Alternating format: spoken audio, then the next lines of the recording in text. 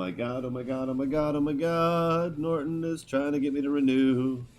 That doesn't mean that I'm vulnerable. I actually still have service with them for a while. And many layers. I have an onion's worth of virus protection. Alright, let's get this shit going. Actually, I'm going to turn the... I don't know, do people like watching me eat? I don't know if I like people watching me eat.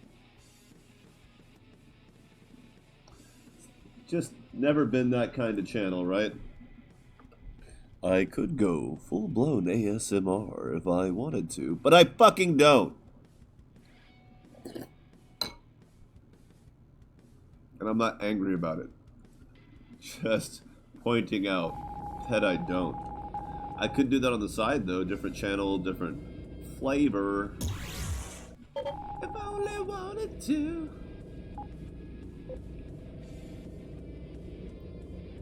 What's gonna happen out here? We got junk one way and escape pod or Yunk. Madison Oberman. I mean, a lot of defensive stuff for my fleet ships, but honestly, I would kind of want something more offensive. But that's because they're miners. Like, I mean, okay, energy generation, that's cool, but 2%'s not doing a whole lot. It's not. Not to sound ungrateful, but that's kind of useless. I mean, like, they barely generate... These two barely generate, like, 150 powers, so 2% increase is literally, like, 3 power. I'm not saying that's not some kind of helpful. I'm just saying it's not worth a crew person. When all the other bonuses really wouldn't do very much good at all.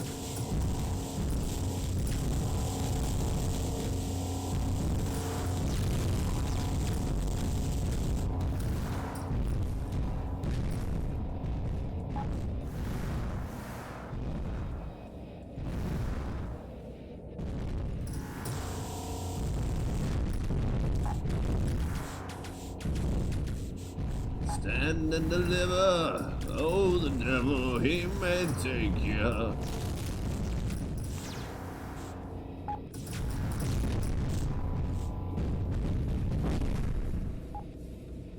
See, that barely used any missiles. I still got about 1,000. I'm tempted to take that to the bank, because that was a decent battle. But I feel like if this Ravager kills me, I'll still be in a pretty good position.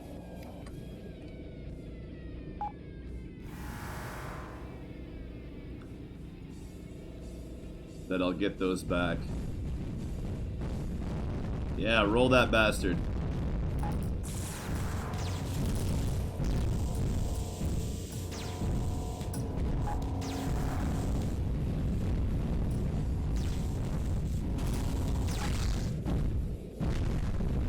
Bye, Mr. Ravager.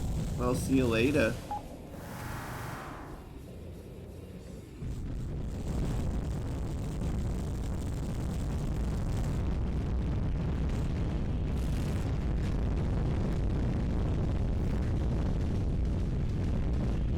Get on out of here, Ravager. You don't want no part of this.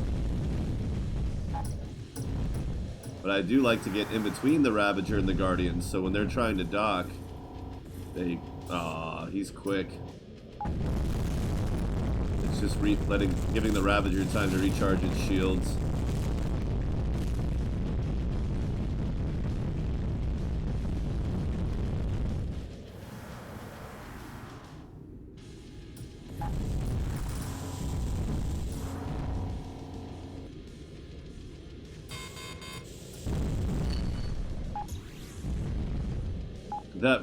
The Marauder's like, oh wow, look at that giant Ravager. Oh, he's dead. Hey, let's go fight the guy that just killed that massive, scary Ravager. Maybe he's got some other weakness that the Ravager couldn't exploit. Afraid not, guys. I mean, if that was the case, you're certainly not going to exploit it either. Aha!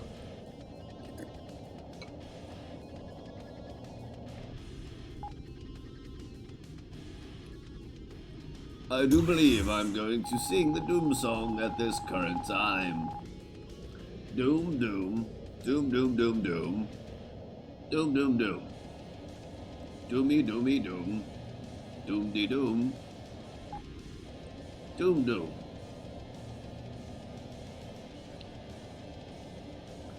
I just got a relic. And I think I already had lithium armor, but it's not really what I want to use. Okay, if I do have lithium armor, it is equipped. And I'm trying to make cash, so I'm actually going to sell these. Yeah, I only used about less than 300 missiles. It's pretty good. Oh my god. Like, whatever, Finn. Wait, have I not got this yet? I haven't got... Oh, yeah, I did. Okay. I was like, how is that possible? Mining drone base. Silver, heavy Vulcan, and junk.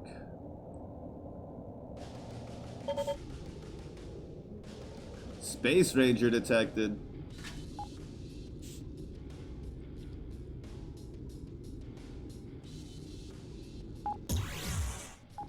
Looks like it might have disappeared before I got there.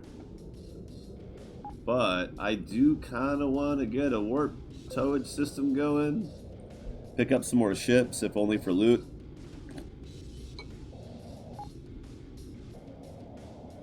Although, these are high-level systems. I haven't really circumnavigated the outside edges. I don't think circumnavigate's the right term. And I don't care. I like it. It's a fun word. Tigger Punk! Yeah, but see, I think it got destroyed. It may have just vanished off of the radar because I was warping out. I don't know.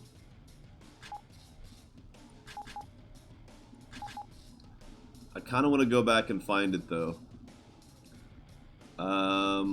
I don't remember how big those are. And if I equip a large cargo expansion... How big is a Corvette? They're like 150, right?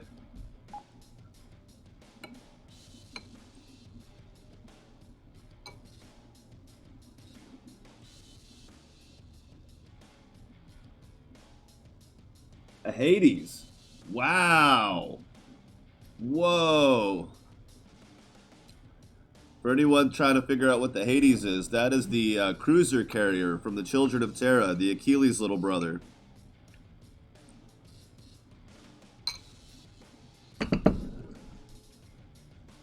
That's a hell of a find.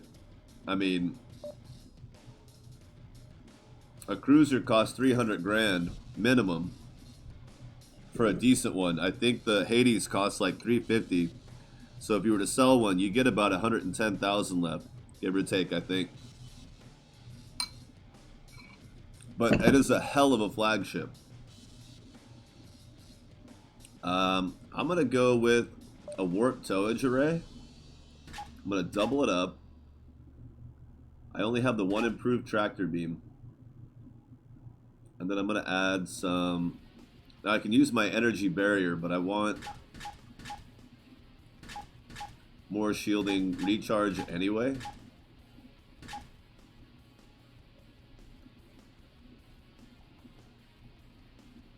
And I'm going to open my cargo bay up completely. It's an asteroid rush. I'm not really too worried about... Oh, right. What's it set to? 2. Well, I might need that. So let's set it to 3. No, let's set it to 4. I was going to put the flux on 4. Okay, so I... See, the problem is if I put on the large expansion and it's still not enough to pick it up, then I'm just making it harder to actually get to it and warp out. So I don't think, it doesn't look like it's still there, but I think I had to fly out to it first. So I need to kind of go up. It was up this way, and if I go up more, I'll be... Oh, it's still there. It's still there. But I need to make sure I get in front of it and block the rocks before it gets blasted, which it's kind of hard to do. It's far away. It may just... Oh, no, it's pretty sturdy. Oh, I picked it up. It's only 128. Sweet.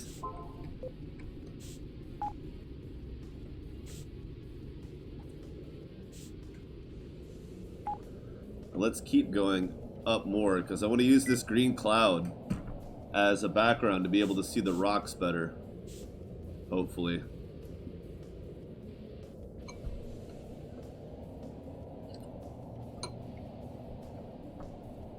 Yeah, it's just, I forget sometimes that some of the indicators drop off of the radar when you're about to warp.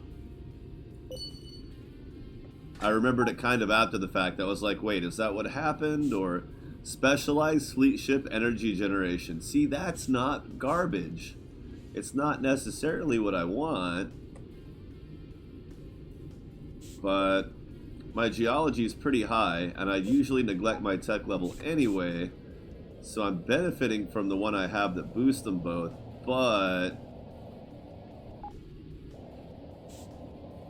I don't know. Depending on how strong that gets, like 12%, like, is it really worth it or is it not?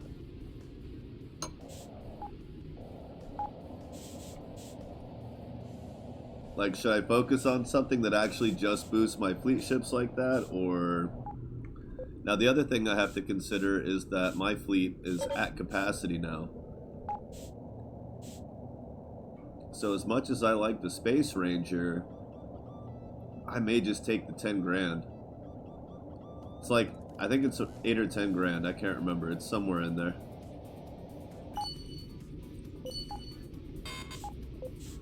Oh, yeah? Well, I don't have any missiles. So that's kind of a problem. But I'm also on the outskirts. And so, yeah, they warped out. But that's the thing about finding ships and being a ship salvager, is that you don't really have to keep it to benefit from it.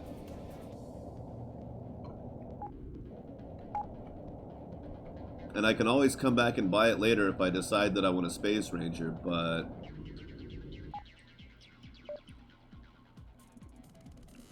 honestly, as far as Corvettes go, I'd rather go to the Syndicate and get a Guardian because it has 9 weapon capacity, so I can slap 3 heavy mining lasers on it, which is what these carry. Now, it may not be able to use them at max, but it would still be a lot better than putting, you know, I don't know. I like the Ranger. I like it a lot. I'm just trying to get a V. I'm trying to get myself a V3. I mean a V6, V5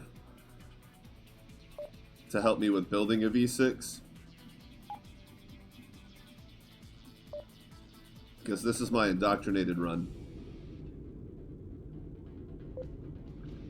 I gotta sell it. I want to keep it, but I'm almost certainly not gonna use it.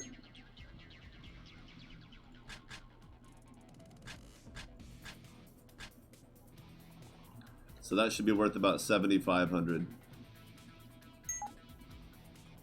78. It's still 8 grand, you know? Because even though it's only 78, that will save me from potentially having to buy other equipment later. And if I decide to, I can always sell it again. So let's store our warp towage array. I'll go ahead and keep the expansion module on, actually. And I do want my missiles, even though what I'm doing, there's a good chance that I'll get attacked at a time when I don't want to use them. But I've got a few relics, so let's go ahead and do that and that for now. I don't need to upgrade that to purple, but the other two I definitely want purple. We're going to empty these guys out, even though I have plenty of space. But because this is a 45 system, there should be a decent amount of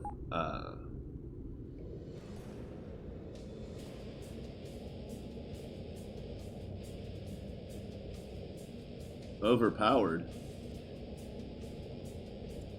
What's overpowered?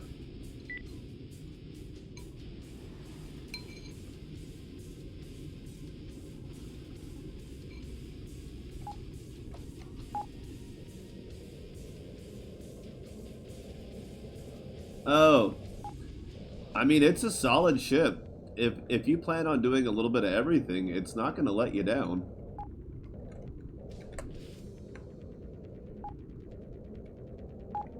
It's not exactly a panty dropper, but it gets the job done, you know? It's definitely an improvement over most yachts.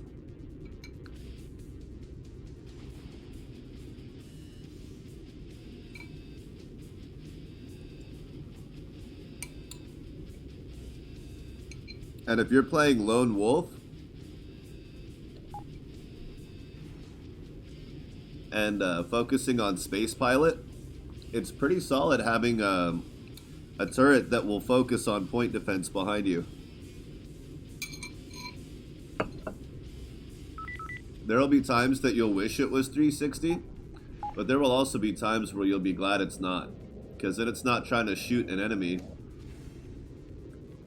in front of you at the same time that you're getting shot with missiles from behind. So you may have to limit your tactics a little bit to make the most of it, but I don't think there's anything to call regrettable.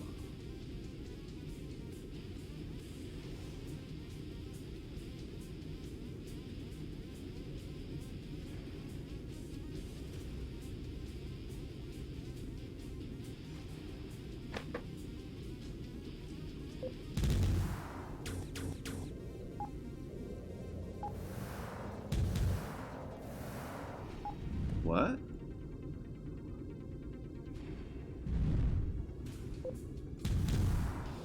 So it always makes that pop pop sound if you have Ziggy on the Hephaestus broadside. That's funny.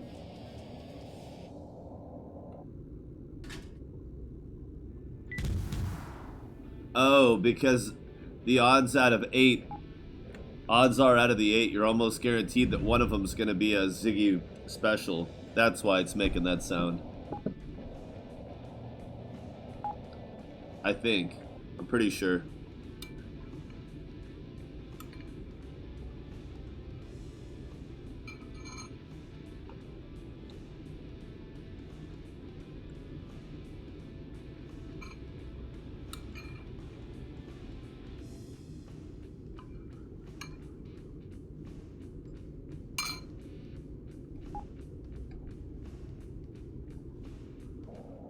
Should I fly out into the dead zone? Would I get more distress signals if I fly out?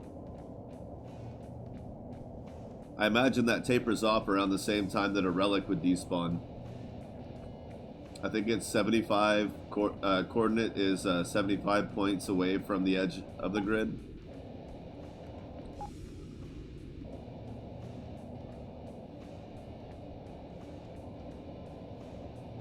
So let's see what our grid edge is.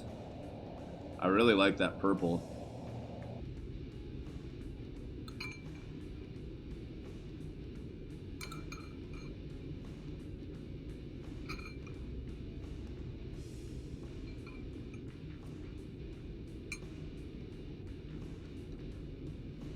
So 2,000, okay.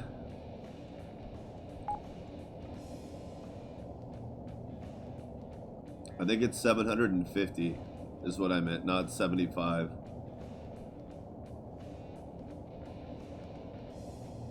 Hey, welcome everybody.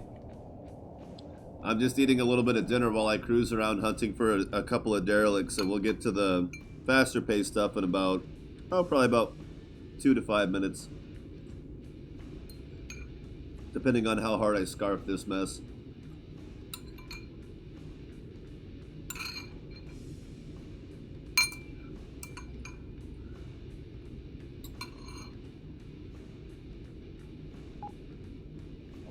What's weird?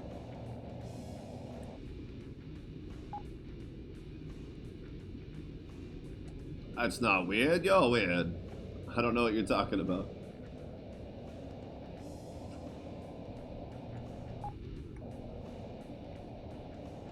The fact that I haven't found it yet?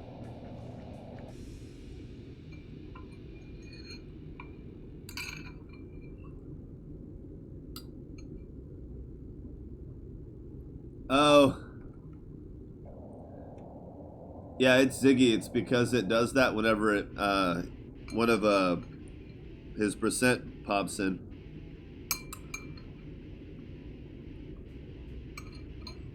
Yeah, I'm behind on chat because I'm eating. Ha!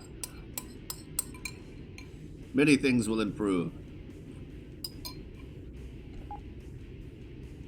Well, let's get the hell out of this system because it sucks. I don't think I'm going to surf the outside edge like that anymore.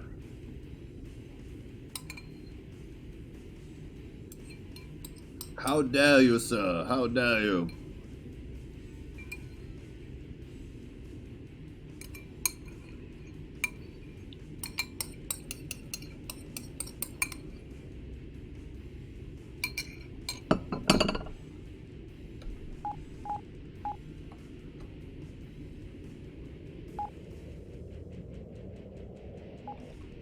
Alright, I'll do one more.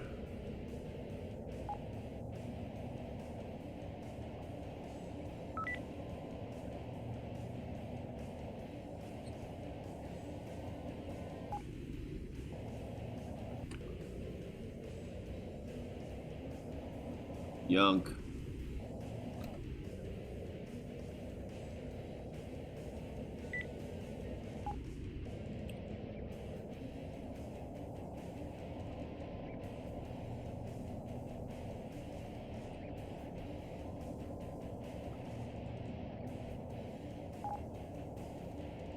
Warp away.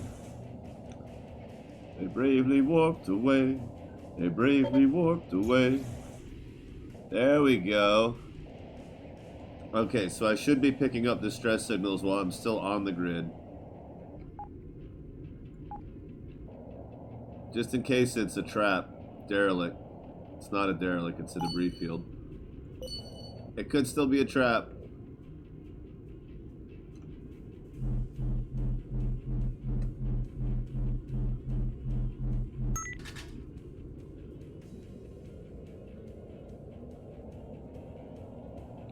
Off we go.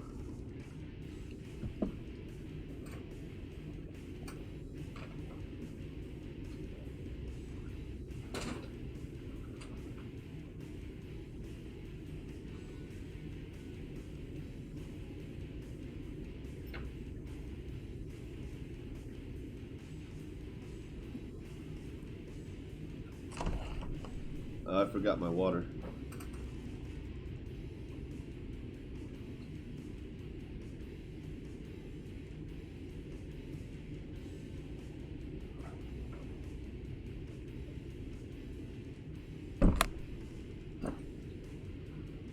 All right.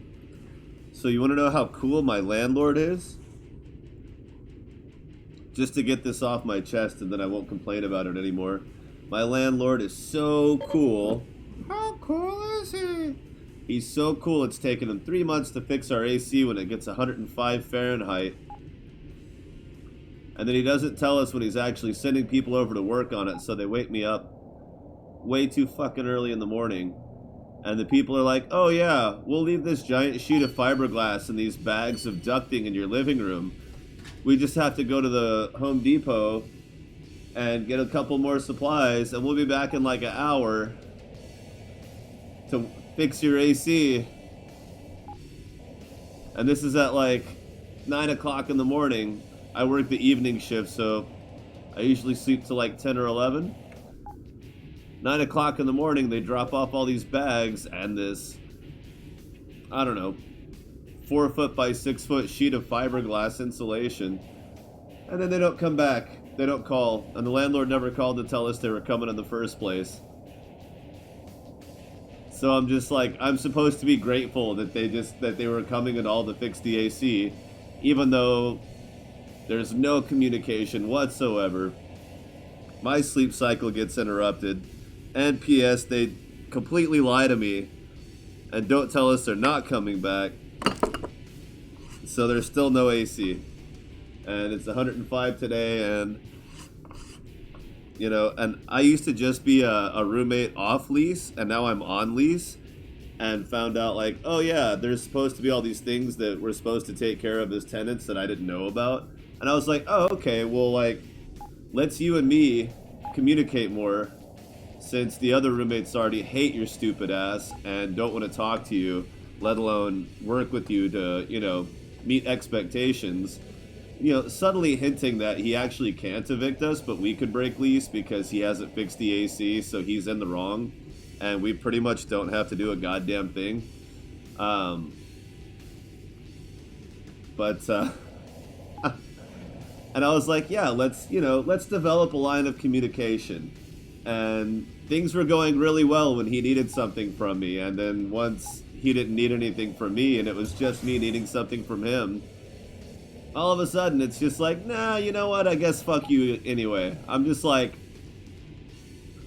so this so the roommates that moved out, I was kind of like, maybe a little bit's on them, and it's kind of just like everybody fucked up to the point that nobody was going to admit to being the first one to doing wrong. And you know, like, you know how it is when you come in the middle of a feud, and it's just like, I don't want to take sides because there's no way for me to unpack who's the bigger asshole here or who was an asshole first. And I was like, I don't know, so I'm just gonna come in, try to like make peace and do the best I can. And then it's like, now I think I know who the first asshole was. I'm pretty sure I know.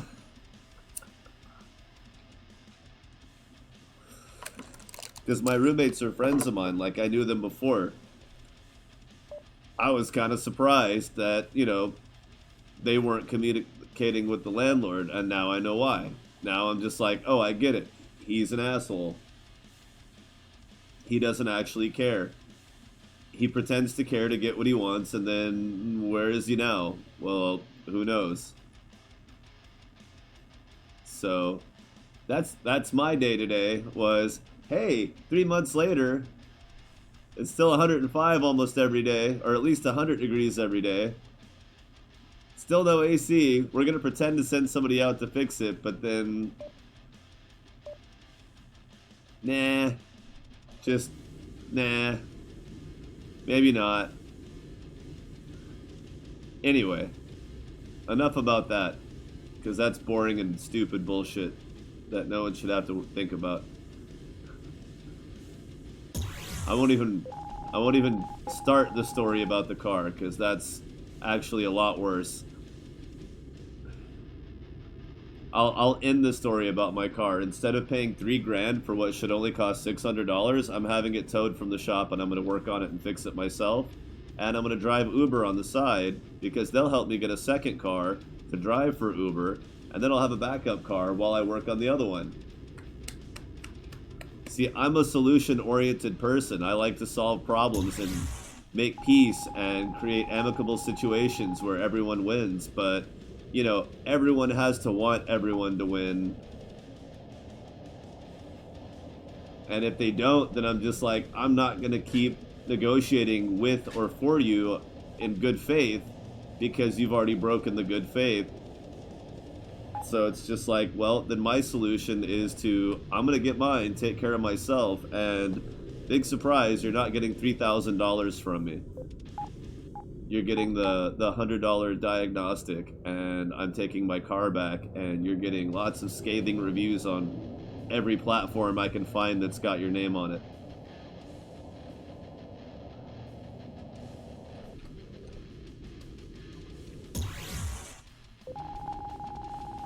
Which may not be worth much in the long run, but it's not going to look good. Anyone who reads my review is going to be like, oh shit, really? They tried to charge him almost $3,000 for $600 to $800 worth of work on a 30-year-old car that's easier to work on than building Legos. Literally, literally simpler than Legos. I'm not being facetious. That's not a horrible analogy. It's less steps than building a 500 piece Lego ship, and unless you lack arm strength, it's they're not hard things. It's a water pump, a belt tensioner, and an oil pan gasket. And they want almost $3,000. I'm like, that's not $3,000 worth of work. And it's not a supply chain issue because I can get the parts for the same thing they cost 10 years ago on AutoZone, overnighted to me. So, just, I don't know. I guess I'm just having a run of bad luck on that this year between landlords and mechanics, but, you know, shit happens. Thank God I know the laws and I know how to take care of myself, because I know a lot of people who would be in this situation and would basically feel completely helpless, and the end result would be them getting fucked over because they'd have to take obscene payday loans that you have to pay back double. They basically cost you twice as much as you borrowed, and it's just not fun.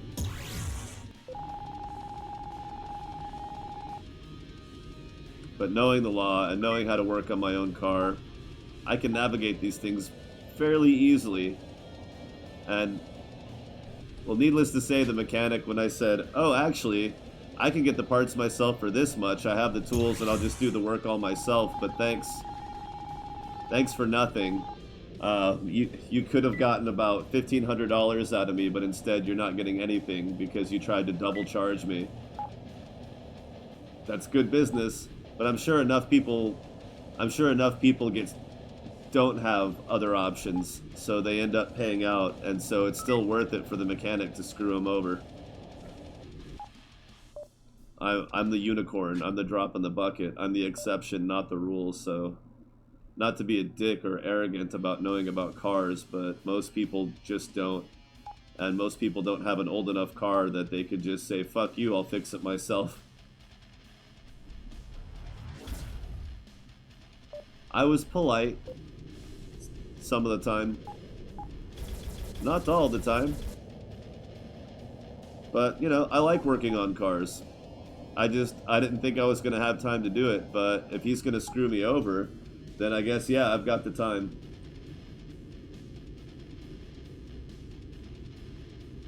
I mean, obviously, if I really had to, it wouldn't be too hard to get the money together to fix it, to pay them to fix it, but given their level of customer service and how much they're trying to charge me, I don't even trust them to work on it now. Like, that's the problem, is like, even if I was backed into a corner, I would still pay an extra $100 to have it towed to a reputable mechanic. Because I don't trust them. Like, there's no way they're gonna get my business.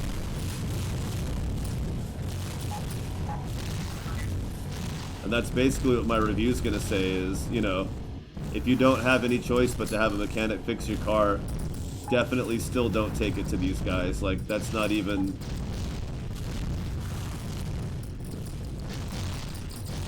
The only explanation that I can conceive of for them to charge that much is malice. Is just simple greed malice. It doesn't make any sense to me otherwise.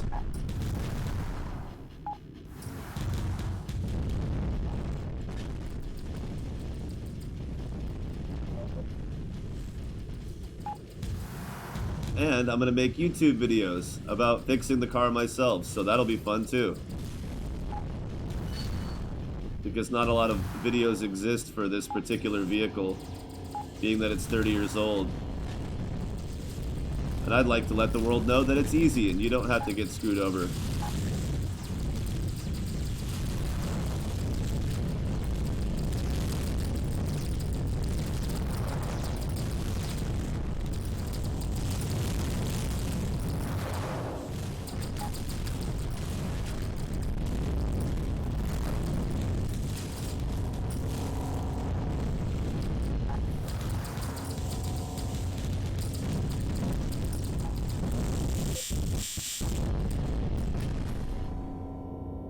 I forgot I had that shield.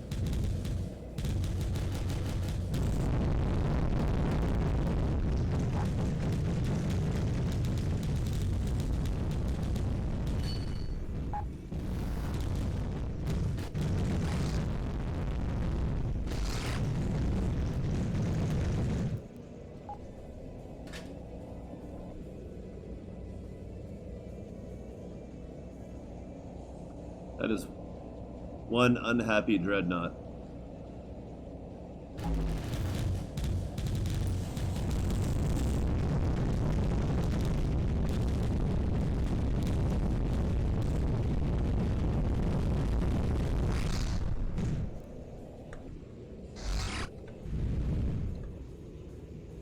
All right. My soapbox is stashed now. I've put away the soapbox. I'm done complaining. In case anybody was wondering what I... That's enough about that. We got some people to kill. Oh, that was the end of it? Wow, 400 rep for that dreadnought. Let's see if anybody died along the way that I'd done enough damage to get credit for.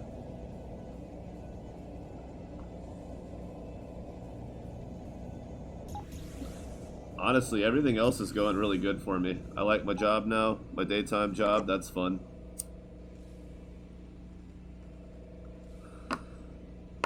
My experience and contributions are appreciated in that regard.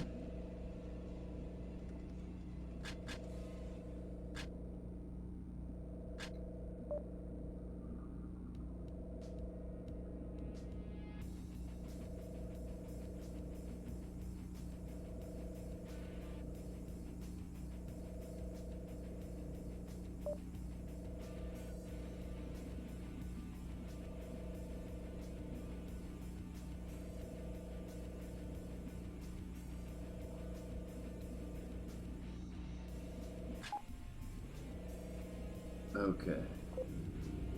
Up. Is that.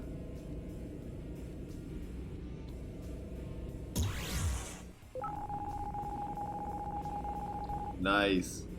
We got a rebel fleet this time.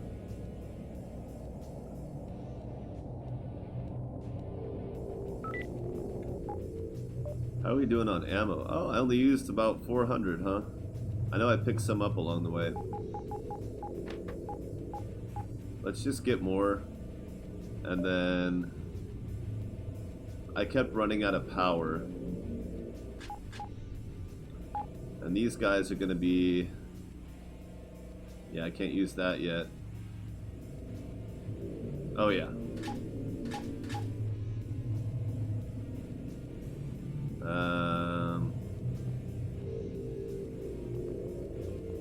Oh. I have those too.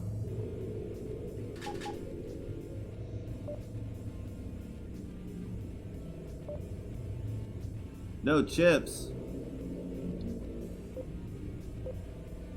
Fine, I'll burn a relic, I don't care. Oh no, I have one. Ah, I have an improved kit. So I only had to use one relic instead of two.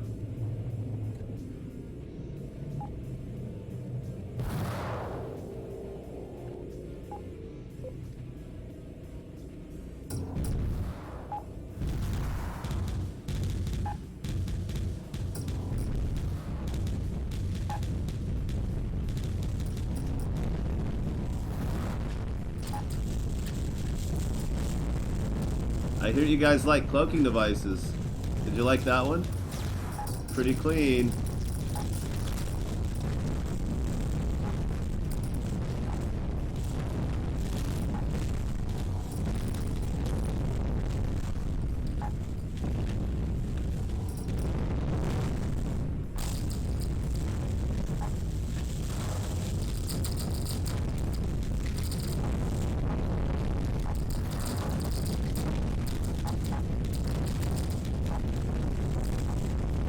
Wrong button.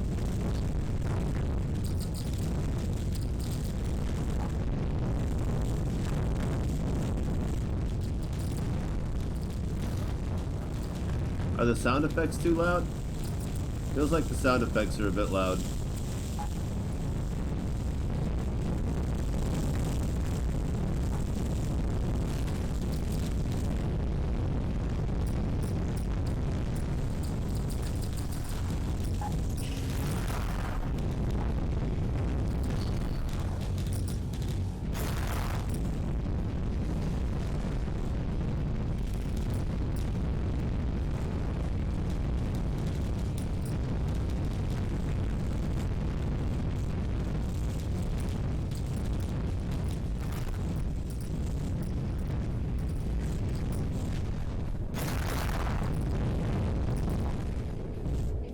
That's the end of that.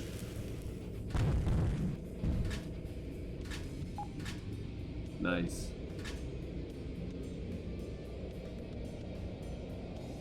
250,000. Uh-oh.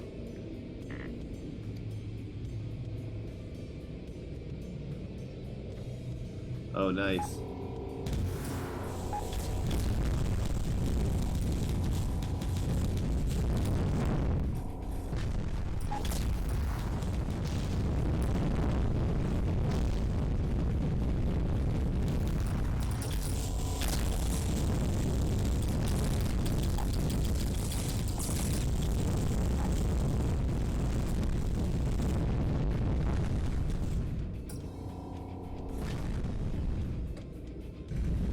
Ooh.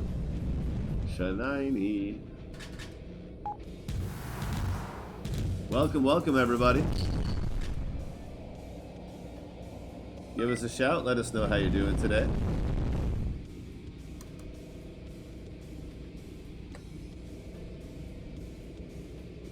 Space pilot.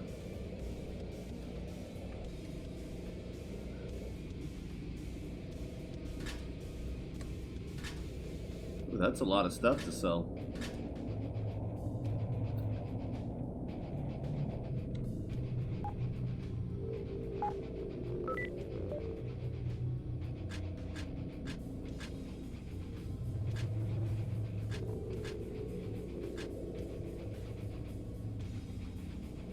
Nice.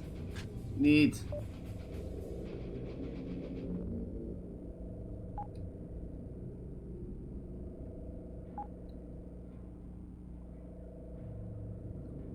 Let's look for a few other things to get rid of.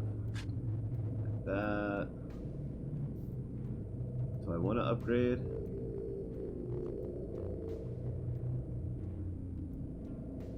I mean, other than the cooldown, it's kind of an instant improvement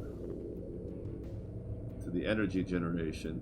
More of an upfront cost, but maybe later. I do need to get those upgraded to use. They're wildly better. Looks like grand finale fireworks. Yeah. That's how it goes with these fleets. They're pretty wild. They can soak up a lot of damage.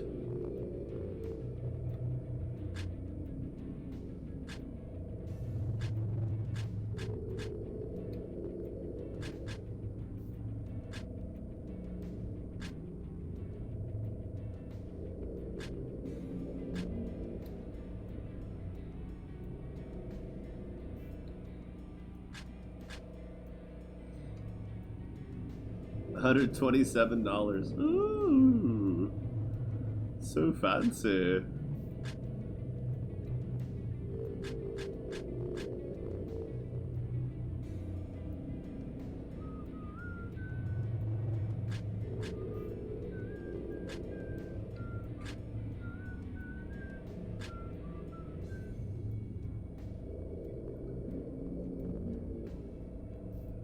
I'll keep some of this stuff. Yeah, just until later on. 250, 210. Just until later. Yeah, let's go ahead and sell those. Probably never use those.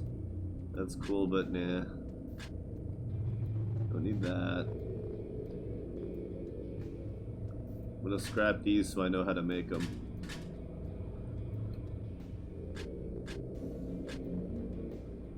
Okay.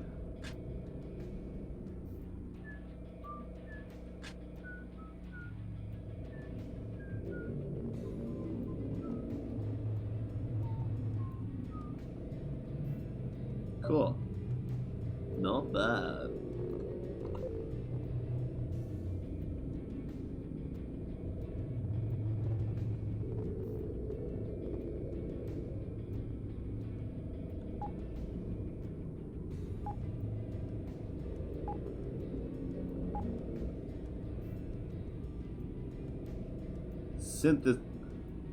Oh, I found a typo.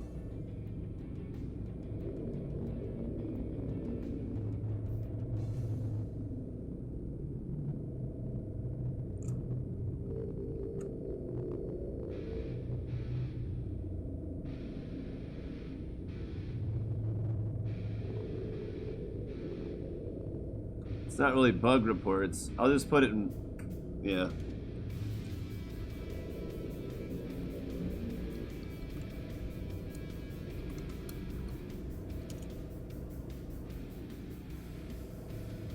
Rejoice as the Venghi have decided to give you an opportunity to prove yourself. Terminate this chaotic human for us. Let no one know who your masters are. 4017, 47-8. So those are kind of close to each other.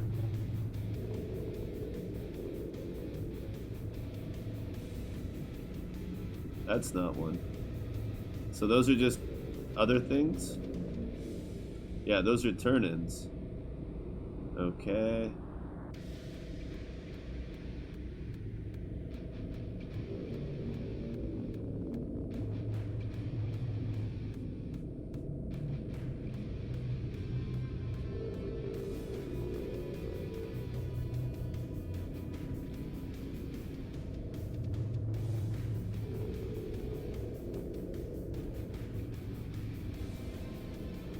Wait, where are they?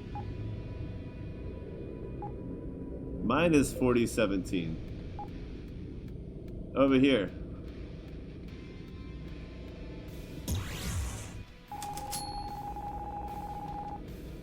Syndicate. Alright. How you doing today, Sinistar?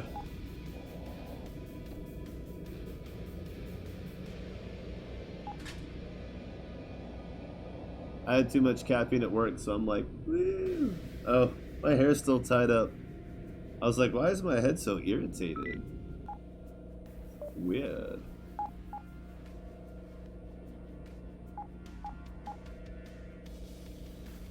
I don't want to buy too much because I'm trying to save up here, but...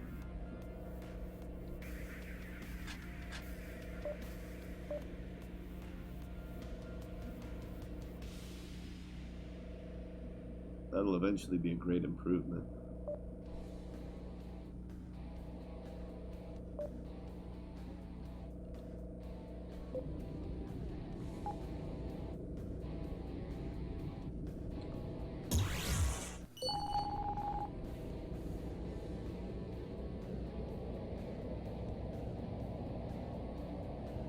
Neat. Uncontrolled Venghi station. A Valor 3. Oh, spicy.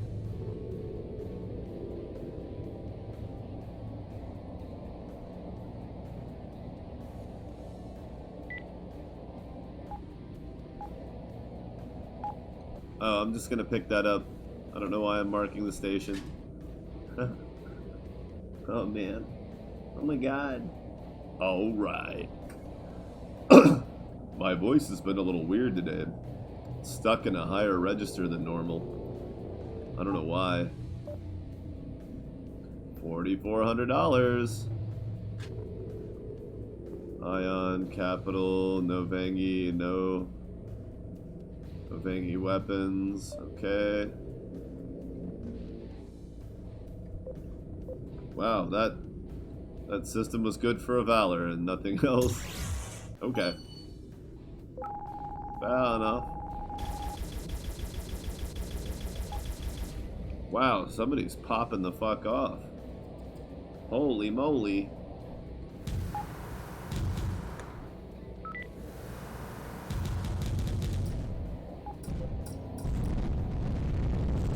No! No! Don't do... Ah! Yeah!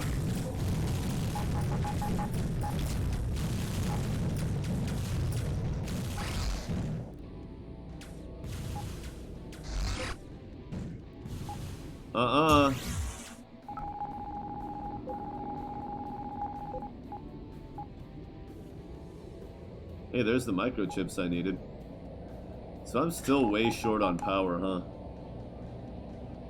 Gosh darn, night's getting in my way.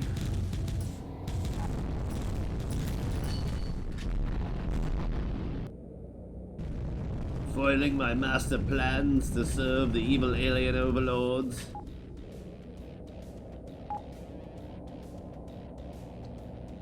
Just a word of advice.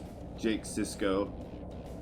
People who engage in extra-legal activities do not consider themselves nefarious.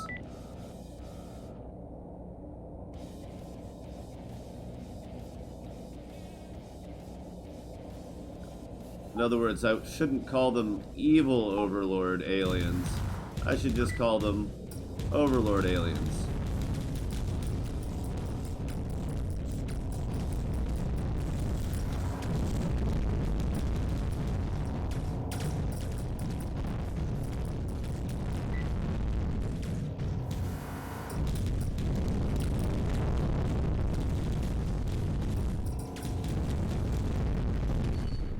Haha. I mean, eh.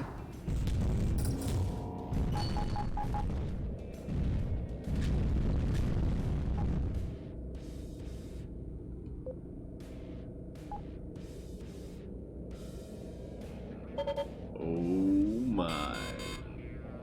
Hostiles.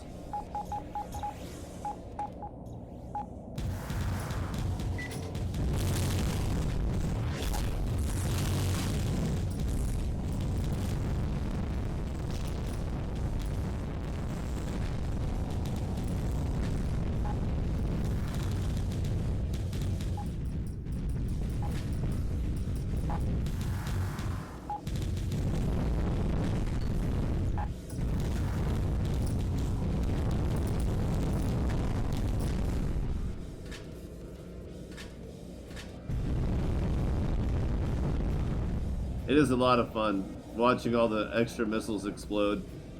I like it. How's everybody doing today?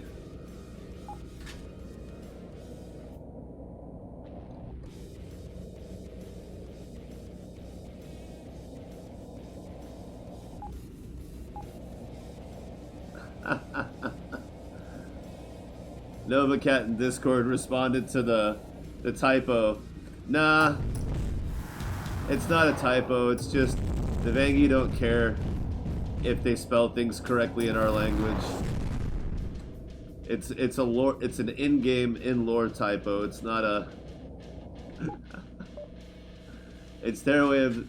They may have even done it on purpose just to point out that they have no respect for humans at all. Just quite intentional.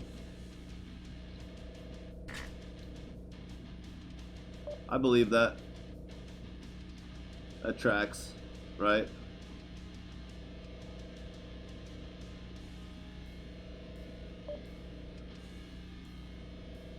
A specialized warp distance navigator. Naomi Burton, you have a job.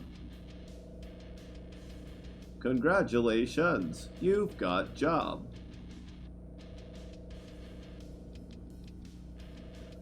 I mean, that's kind of cool, but nah.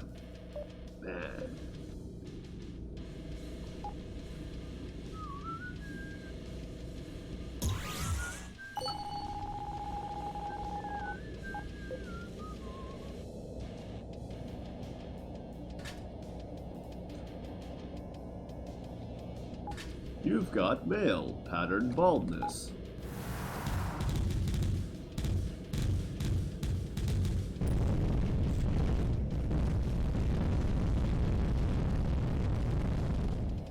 He is running away from me. Like...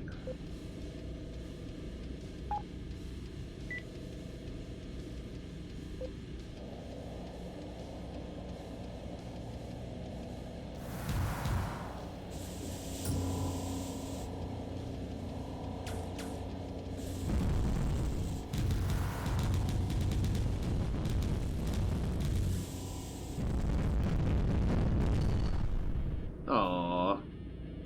Well, I'll give it to a fleet mate.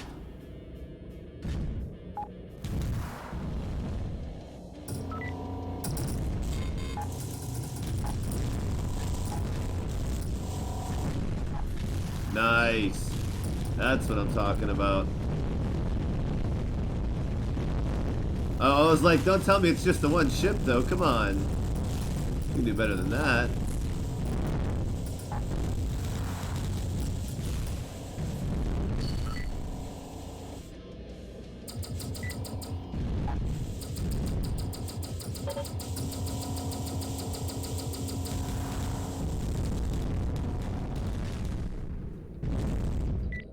Don't hate me.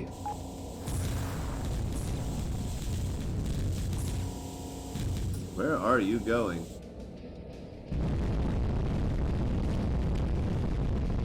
So those were all misses. And now he's back. So is he actually just trying to evade my missiles? Was that like, was actually happening? Because I've seen that behavior a few times and that seems to, uh-oh. That seems to be what's happening. What the hell was that guy that was on the start menu news? That was really abrupt and odd. Like this is a fresh Windows install. There's nothing for that to be based on. Microsoft is like, here, have a random this. Like, yeah, that's what people are randomly wanting to see, huh? What was that?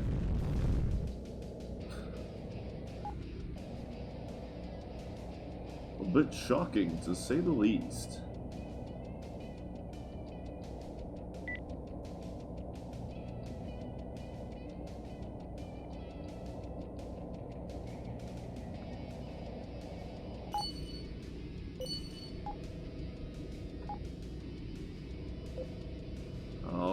I've just about got enough money. The question is if I have enough stuff to put on this ship.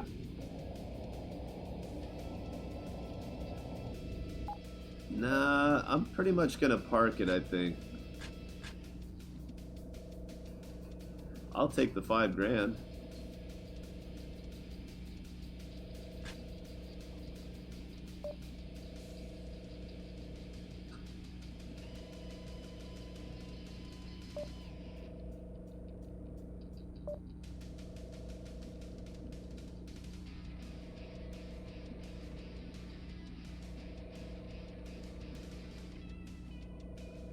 Oh, specialized armor buff. If I, oh, yeah, I like that better. Sorry, Tart.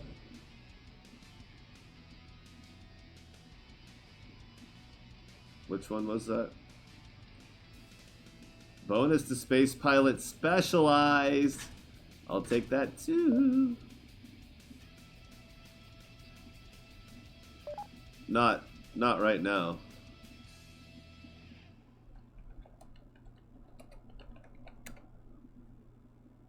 Naomi, what do I got you here for? Oh, navigator. 8% at 45.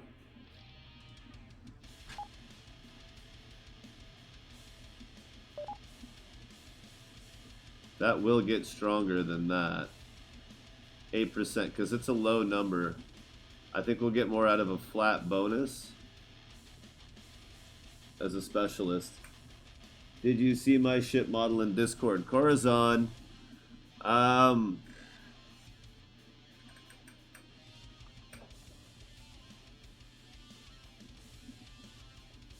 What would that be under?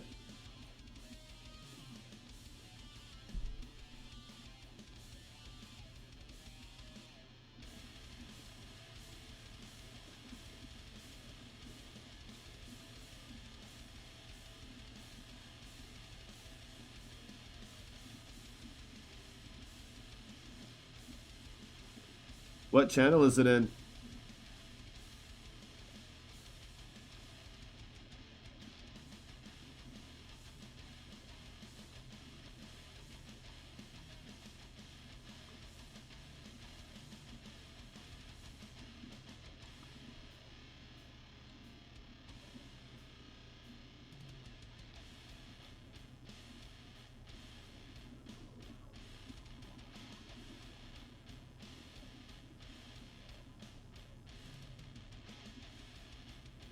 Oh, hell yeah. Look at that. Woo! Fixed wing fighter? Oh, man. Or fixed guns, I mean. Double barrel. Are those double barrel or are those like... Would this be like a mini spinal? Okay, so a razor?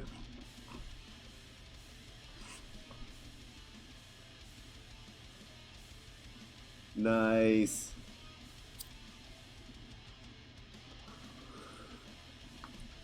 So they would be starred hardpoints, right?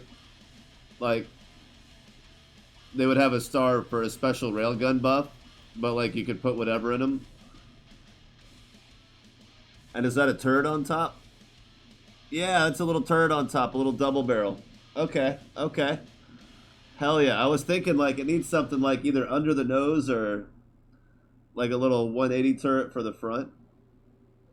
That's a fighter, man. That's hardcore.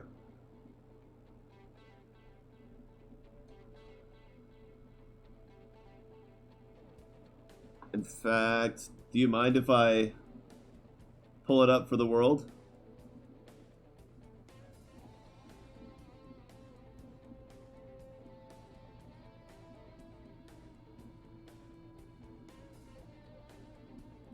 It's a good place for PD. The vent? What vent?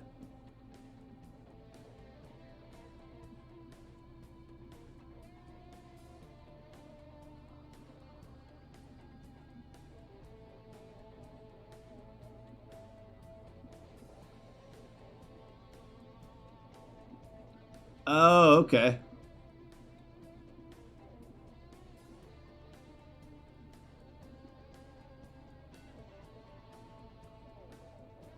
So, okay, this is badass. I like the open section in the back. So these would be hard points fixed that would prefer railgun, so railgun bonus. And this is a double barrel, like a 1 or 2 point turret with a double barrel, probably a 1 point. And then you would go like 4 point on the wings if it's just those three. If it's just a turret, no,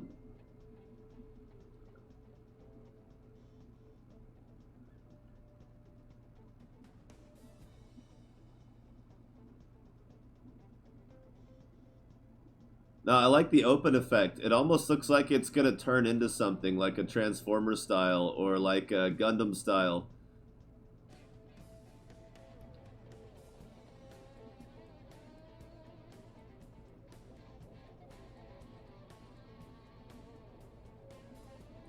Yeah, like some afterburners.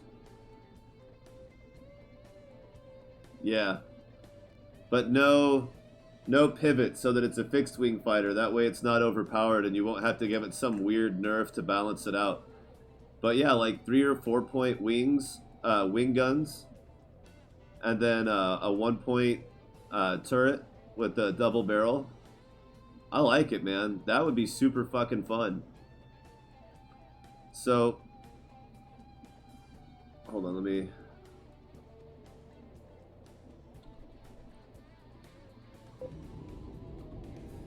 If we look, and the important thing with any new ship is to look at what role would it fill, and is that a needed role to be filled? And frankly, if you look at the Corvette class, like, I mean, honestly, the closest thing to it is a Dorothy, right? And they're completely different, but as far as 2 forward guns in a Corvette with a centered turret, like, no turret. Those have swivels. These are fixed guns. This one's kind of got the turret thing going on. And like the Eagle's fast, right? And so is the Razor. So I could see it being like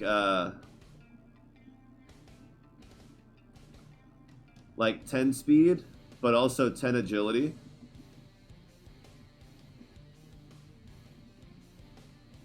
Although that would be higher Corvette stats than any independent. Let's see. So, okay, what do you think of it as a Children of Terra?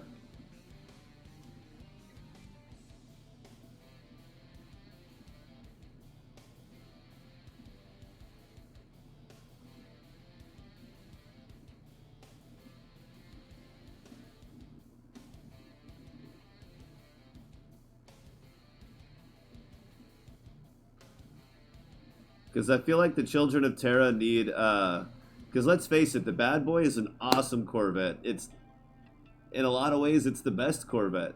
It's not fast, but it's got a lot of armor. it's a big target, but it's got high equipment, so it's tanky, right? Like 360 armor, and then you've got the built-in cloaking device. Like a lot of Corvettes, they only have around 300 armor, right? And then you look at like the Guardian, right? 320. The Venghi has 380. This one has 360. So I feel like your model would be like right around 300.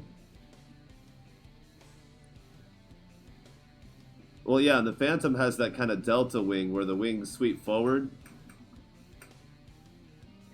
Sort of delta wing style.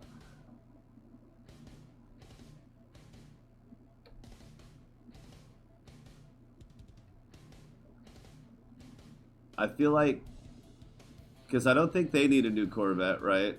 That one's kind of already combat focused. They have the Guardian, so it would be different than the Guardian, but I don't know if it would be different enough functionally on the field.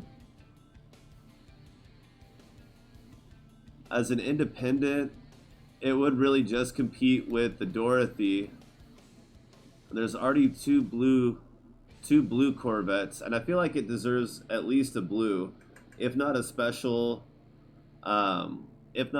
purple one. You know, I mean, the style of it is definitely very sleek compared to a lot of the ships in the game. So like, the Eagle's kind of an X-wing style. The Razor is kind of a unique, odd shape. Or yeah, maybe one of the unknown factions. Maybe it could start off as a blue, like if you were willing to put it in game before, it could start off as a blue independent Corvette and then get adopted later on, because you know that could happen. No. There's a lot of people who submit models and mods and stuff for game features. Just as independent, just as suggestions and options. So like, there's quite a few unofficial mods. I don't think any independent ship models have been put in the game yet, unless you count the one Ziggy worked on with the developer and his model person, but that's kind of different. But it's just like, it's just concept ideas, you know, like that's why I went out into the menu at a game to kind of see like, it looks like something that would be a good Corvette, but as a fighter.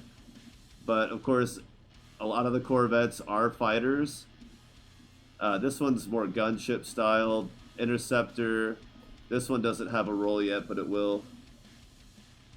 Well, Ziggy has a massive audience and pimped the hell out of the game long before any other streamer had picked it up.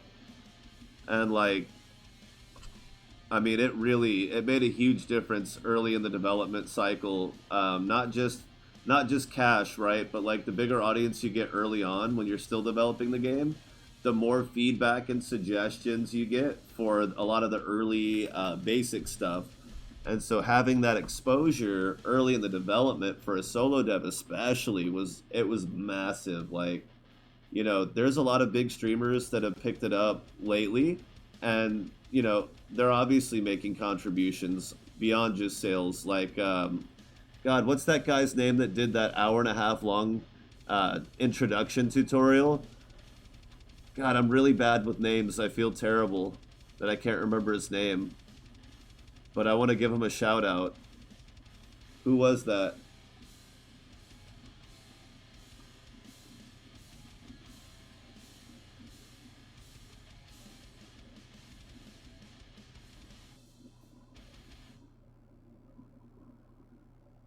Does anybody remember their name? They did the hour-and-a-half tutorial YouTube video.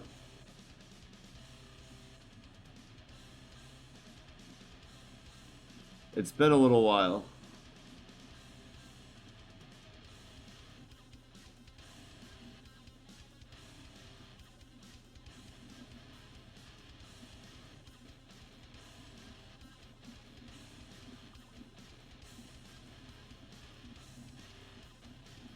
I'm going to find it real quick because they deserve a shout out. They did an amazing video.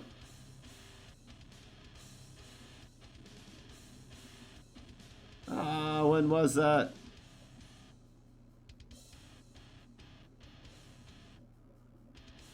I love Not Scoop's videos, but there's so many of them sometimes it's hard to scroll. Banlish. Banlish. Banlish. They have a good sized audience and they did a really good tutorial on YouTube. It's divided up into segments and I mean, awesome job. Excellent presentation. They're very self-critical of it and I'm like, yeah, but like, you know, having that, like, I told them flat out, I was like, don't worry if there's errors or if it wasn't perfectly polished or anything like that. Like, you're new to the game and that's the point of view we need, because a lot of us that have been playing, like, I've got 1930 hours in game, right? Like, I don't know what it's like for new players to come into this game with all the current features, because I've seen them all over these hundreds and hundreds of hours, one at a time. So my perspective, like, I can do tutorials and playthroughs all day long, but he knows what it's like to be a new player in the launch version. And so his perspective on what people need to know, and not just what they need to know, but some of the things that might be easy to overlook, especially if you like missed a tutorial or if the tutorial isn't totally clear about something, because no tutorial is universal. And so he didn't just do a talking head video, he did a playthrough, like demonstration of an hour and a half worth of entry level content without spoiling anything major. And it's chaptered, so if you want to like learn stuff on your own but you're stuck on one thing, you can like look at the table of contents and skip to that one part, and the second it clicks you're like, okay, turn off the video until you get stuck again. Like, it was such an important thing to have, and I've talked about it with the developer and a lot of the OG players. Like, we really wanted somebody new to the game to do this, but we didn't want to go around and ask somebody to do it, right? We wanted it to be organic, to be natural, and he did it. And other people have done it too, don't get me wrong. It wasn't like he was the first to do a tutorials post-launch, but it was such a broad scope and so competent and so thorough and organized, and it was just like, it just hit the nail right on the head. Yeah. Yeah. Oh, definitely. I mean, any models that you want to do. Me and Lyos talked about on last stream, you had suggested, or somebody did, I think it was you, had suggested that I have Lyos in a audio chat, right? That we do an audio Discord so that he can also speak live. And I was thinking, it would be a good time for me to do a new run, right? Like a new save, and not just rush through it the way I play, but like take my time, be analytical, but not just min-max everything perfectly to my playstyle, but do more of kind of a broad thing, focusing on combat to keep it entertaining, but also make it informative about the other stuff, like, things that I wouldn't normally stop and explain. And then, while I'm playing and going through these things, we'll give Lyos the microphone, as it were, and he can kind of explain, his thought process, his desire, his just mentality and the way he developed the game and kind of why he does things certain ways, and just kind of have like an open conversation about the game experience itself. At first I was like, like, are there any questions I want to ask, like specifically like an interview? But honestly, I wanted, again, I keep saying organic, like, oh, what a fucking hippie.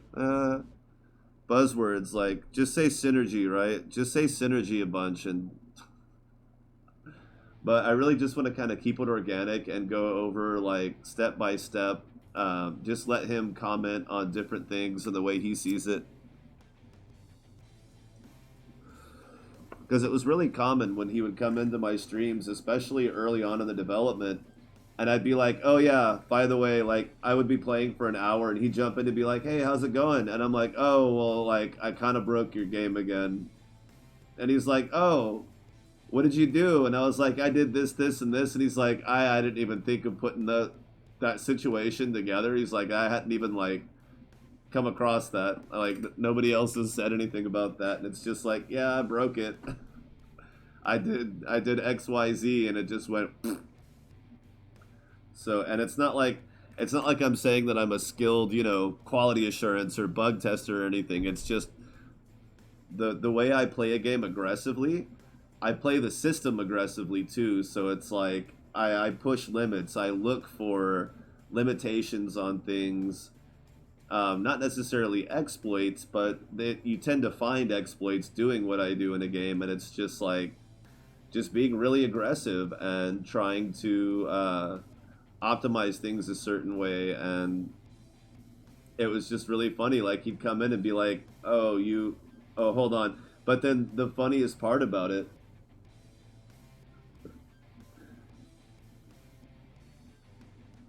oh, Phantom is a new game start. That's a fun one. Got white collar too early, yeah. So, and that was another thing I did was one time is because I like the combat so much. I would just like I would start a save and then lean on a faction and then just buy a ship, and then just buy every ship, and then I would pretty much bail on that save and then start another one and do it with a different faction. And it wasn't like I was just trying to unlock. It was like I was trying to experience each faction. But of course, to do that, you have to just keep buying one after the other after the other. You have to try all their ships. You have to try their loot. But it was really funny when I was breaking the game early on live. He would come in and I would explain what I was doing and I would try to recreate the bug, and then he would be like, okay, I'll be right back. And then like 20, sometimes like 10 minutes, but usually like 20, 30 minutes later, sometimes an hour, he would come back and he would be like, okay, I recreated it, I fixed it. If you save, quit the game, and go back into the game, it'll update and it should be fixed.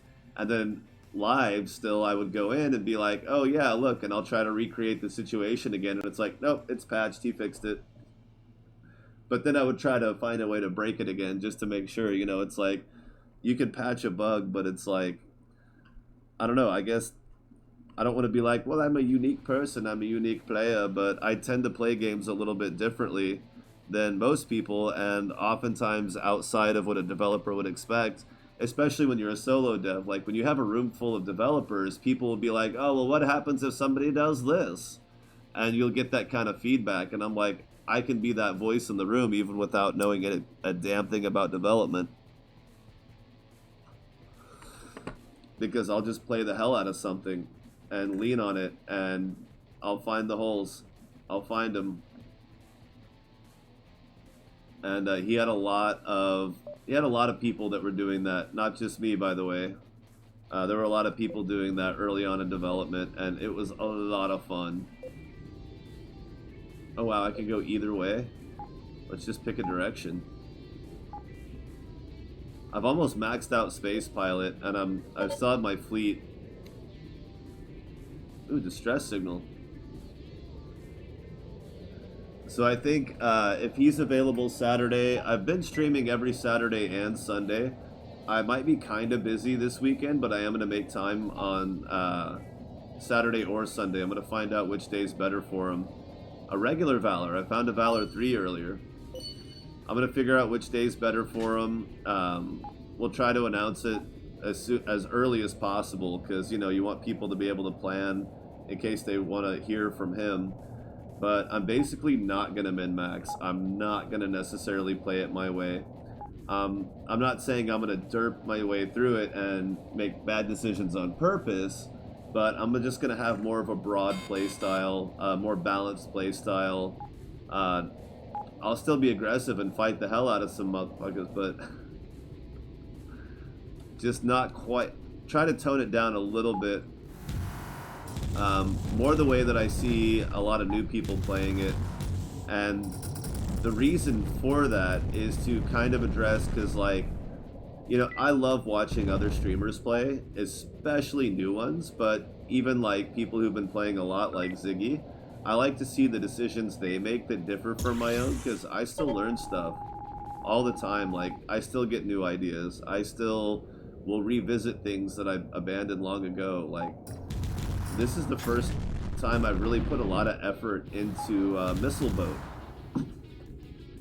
I really don't usually play with missiles. I prefer beams.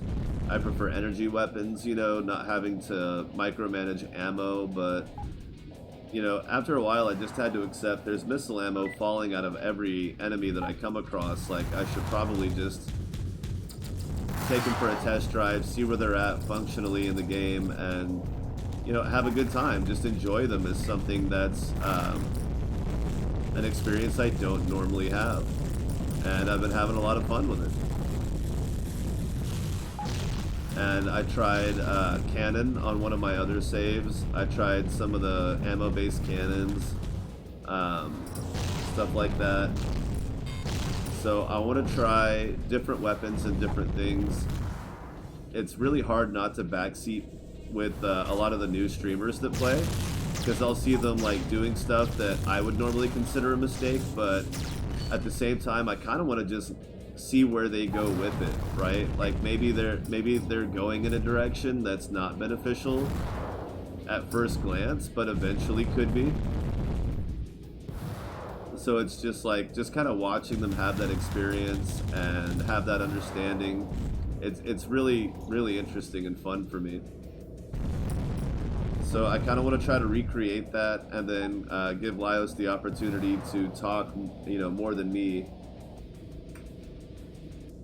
So I don't have a fixed schedule.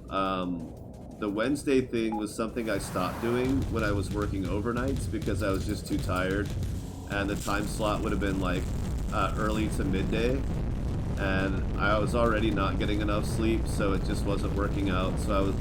But I still do Saturdays and Sundays. It's usually going to be like early afternoon starts. If you're on West Coast time, it starts early afternoon, right? So if you're on East Coast time, it's like mid-afternoon, maybe late afternoon.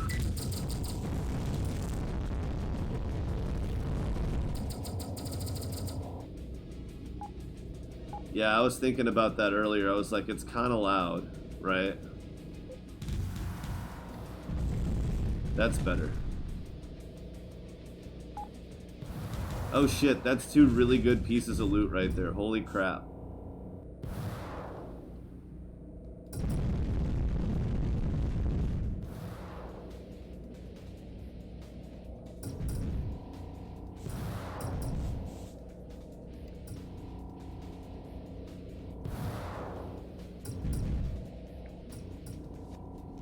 Hey, Magotech, how's it going? So these are custom Gatling missile launchers. That's why it's near constant. Their rate of fire is a little over 2.5 per second. Their force space, I didn't boost their projectile speed, which that's because at the time I didn't need to. I went for DPS to go for ammo efficiency, with the intention that I was going to have to rebuild them eventually to be a little bit faster so that they would be harder to shoot down. Yeah. Oh, I should have saved it right there, damn it.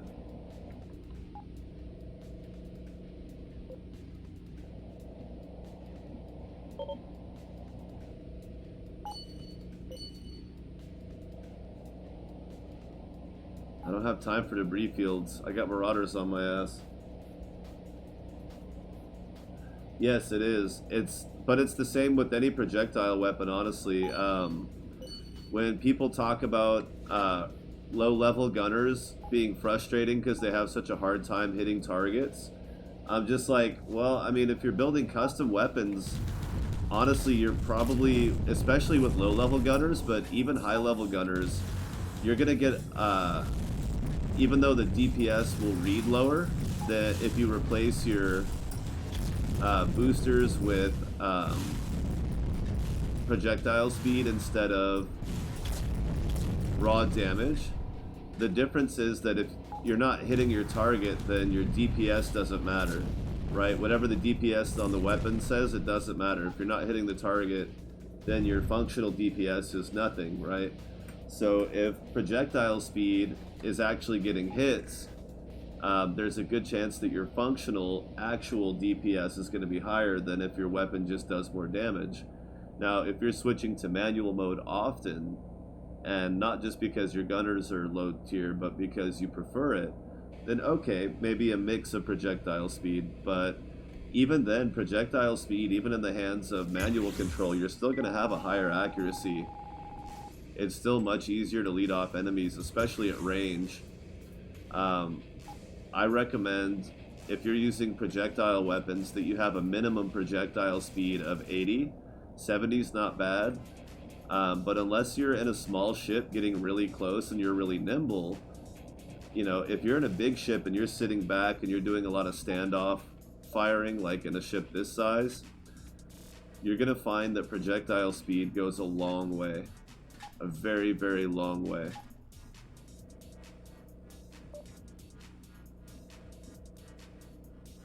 So if I were going to build 4-point weapons at this point, you know, large warheads, yeah, you can do more damage, but it's funny, large warheads are almost better on small ships because of that projectile speed and the range bonus. Personally, with small warheads and a bigger ship, you know, the enemy's getting closer to you because you're slower, so the range is not that bad, and the faster projectile speed is a benefit towards hitting those smaller targets. So 1, 2, 3, 4, go rapid fire because it's fun. That's all. Now you get 6 boosters, right? So you do a damage booster because none of that other stuff matters, and then you do speed. You go from 40 to 60. That's as high as it's gonna go. So you see pulse on is 50, mine are 60. Now pulse on is a 2-space weapon, right? It also has a bigger explosion radius and a better range, but again, in a big ship, things are going to get close to me. I'm not super worried about the range. There were a few issues with range, and it's not a bad idea to just slap 1 booster on there, bump it up to 300, but honestly, at that point, once you have your projectile speed, I think that at that point, damage is more important. So I would do a damage booster, and then we'll go ahead and compare that to our other Gatling. And you see raw value, we've lost, you know, 10 DPS functionally, but we've got a 50% projectile speed increase. That's massively better. Not only does it mean that ships are less likely to outrun it, it also means that they have less time for their point defense to shoot it down. A faster missile is harder to shoot. It's not losing hit points. Now, I don't know anything about what hit points missiles actually have. I have no idea. But I do know that I'm pretty sure it's the same between these two. I've done burst, but I kind of like the constant barrage, but burst is fun. There's nothing wrong with burst. So we're at 56 DPS, right? So let's take out rapid fire and do burst. See, I can put 2 bursts on here. Now that's 89 per missile, but only 35 DPS. But you're doing more damage at one time. The reason I don't like burst as much is because you get more damage in a concentrated area, 89 DPS, right? Than you do with rapid fire. Rapid fire does less per missile, but you get a lot more missiles out of it, and it drops the ammo consumption. Does burst? See, burst doesn't drop the ammo consumption, so you're talking about 4 missiles for 89, so that's about, give or take 12 per missile, right? And with rapid fire, you're getting 19 per missile. So you're getting more damage per missile, higher overall DPS. Burst is good against small targets because you'll take them out quicker. But rapid fire has an overall higher DPS and a higher damage per missile. So you're killing big ships faster, and you're also using fewer missiles to do it. But if you're a small ship and you're fighting other small ships, yeah, burst is probably the way to go. especially if you do hit and run tactics because you're taking advantage of the small ship speed. If you're doing hit and run tactics, then yeah, do burst. You'll get that focus damage, and you'll end up having a higher overall DPS because you're not going to be firing constantly. You're going to be firing in a cluster. So burst is really good as a hit and run. It's kind of where it shines. And I don't want to say it's the only time that you should use burst, because obviously if you're building massive railguns, burst fire can be good there too. Just to get a quick kill, right? If you know you're going to kill it in one shot versus rapid fire, which might take a little longer.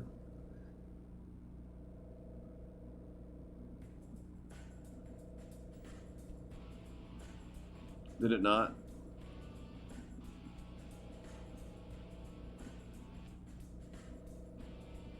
Oh no, it didn't. So let's see, that's 20 per missile, that's 30 per missile, and then that's 25 per missile. But the DPS still goes up. So you're still getting some efficiency. And by the way, feel free to backseat game me all you want, because odds are you're not the only person thinking it. And if you're right, then I learned something and so does everybody else. And if you're, well, I don't think anybody's really wrong in how they play this game. It's all the amount of customization you have. It's really, a lot of it boils down to preference and style. But if I disagree, then it opens up a good conversation where we all learn stuff. So don't backseat new players, right? Don't backseat new players, because they want to have that learning experience. That's a lot of the fun of this game. At my level, if I learn something new, it's because I've overlooked it, not because I haven't thought of it yet. It's a different vibe, so feel free to backseat me all you want. I have no problem with that, as long as you're not like, hey, you're an idiot for not doing it like this. What? You know, that would be a different. That's completely different. And even then, the backseating isn't the problem, it's the attitude, and you've been respectful, so I have no problem with backseating.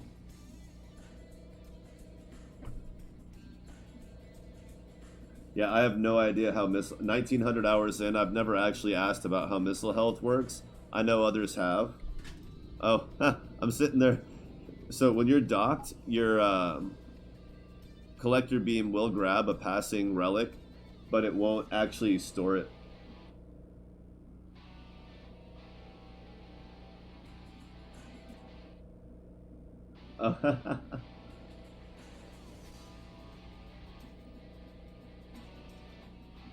I used to do that. I used to carry around other equipment in my inventory just for the sake of, like, you know, when you see a big wide void like this, you almost imagine there has to be something like this. You know, like, what if you're missing it and all you see are these two, and you might think, like, if you don't notice this line, you might think that that's like, oh, that's probably an asteroid rush or some useless system, when the reality is it could be 3 or even 4 Ravagers camped out. So yeah, I used to just cruise around with it. Honestly, given the strength of this build, the fact that I'm tanking some pretty high level enemies here,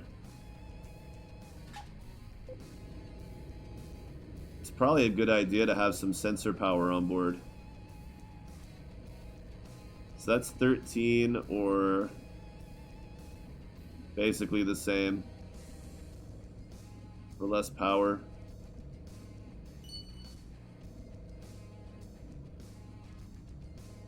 So yeah, it's probably a good idea to have some kind of a sensor on board right now, since I have the space for it. One thing, now I did drop down to a single shield generator for the sake of adding more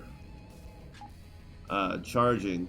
So I think I'll go ahead and take it one step farther and go with the Venghi, because I'll get a couple of hundred extra shield points plus the 14.5 on the absorption. Yeah, they do stack. That's why I was counting. I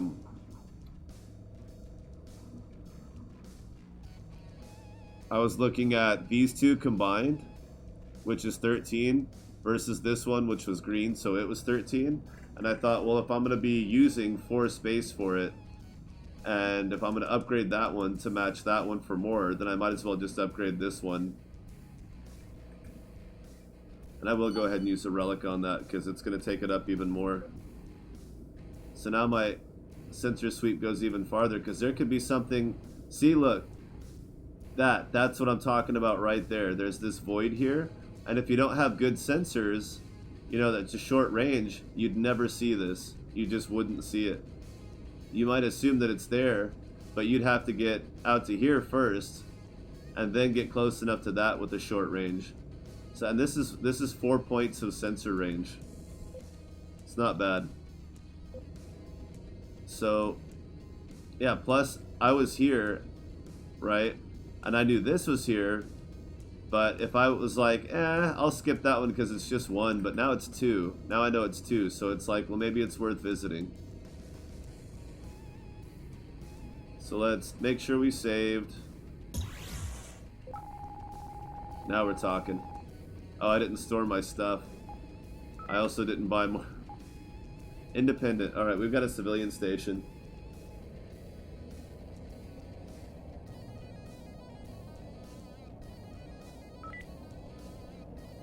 Exactly. Just do a broad ping. Exactly. I used to do that too.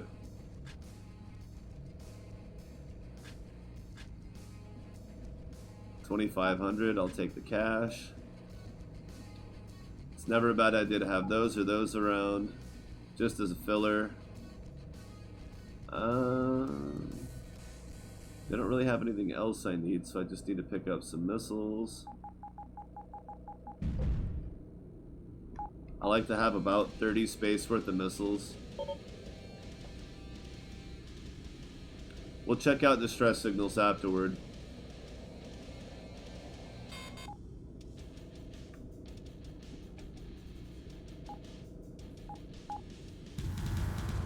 And that's why I stock up on a lot more missiles than I typically would need.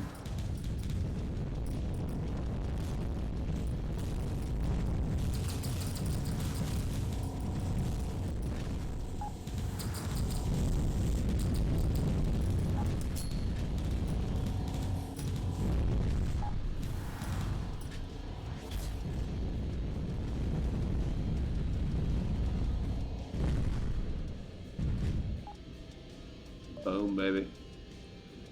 Although once I'm flying a V5, I'm going to re-roll this, but every little boost to my stats right now is pretty helpful. Because I'm going to be fighting a few Ravagers, and I still need to earn money for the new build.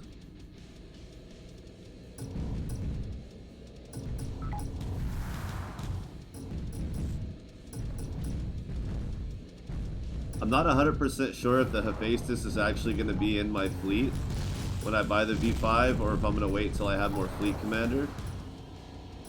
I may take it just to have a combat ship, like take this out and make it a mixed role combat. Take out both of these. But I'll still need another 5, which means I need to start using my fleet more.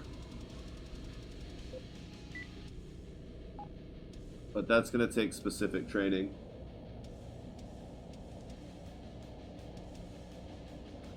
I mean, there's really not a lot that can hurt, not a lot of reputation on either one. I've done quite a bit of mining in this one because I've been focusing on unlocking the V6. I've never flown a V6. I haven't unlocked it yet. So that's kind of where I'm going with this save. Specialized crit damage. Hello.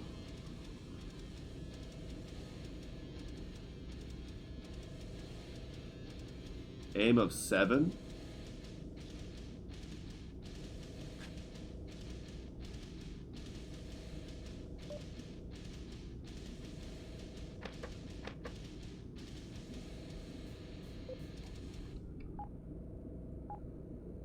So that's going to boost my missiles on the other side, where Ziggy's basically doing the same thing, boosting the damage in a flat rate. And, you know, another reason that it's okay to use small missile launchers with their short range is that you can always compensate for that range with a gunner, so don't forget that when you're building weapons.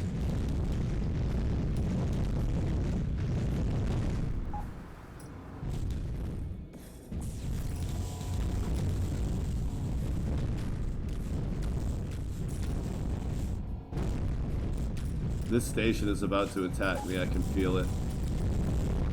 People get mad when, like, stations or other ships take unintended collateral damage and then start firing at them, and I'm like, yeah, but you chose, like, you could have led the battle away from that target. You chose to continue the engagement there. You could have docked, or flown away, or warped away, or something.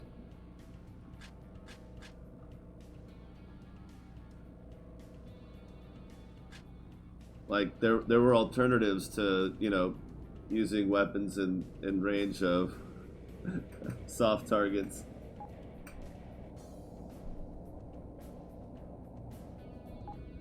I like the V4, but it's really hard for me to stay in the frigate class. It's really hard. Like, the second I don't have a Corvette, I really want a Dreadnought. I can live with the cruiser. Like when the Achilles came out and we didn't have the Zeus yet, I was like, okay, I can live with that.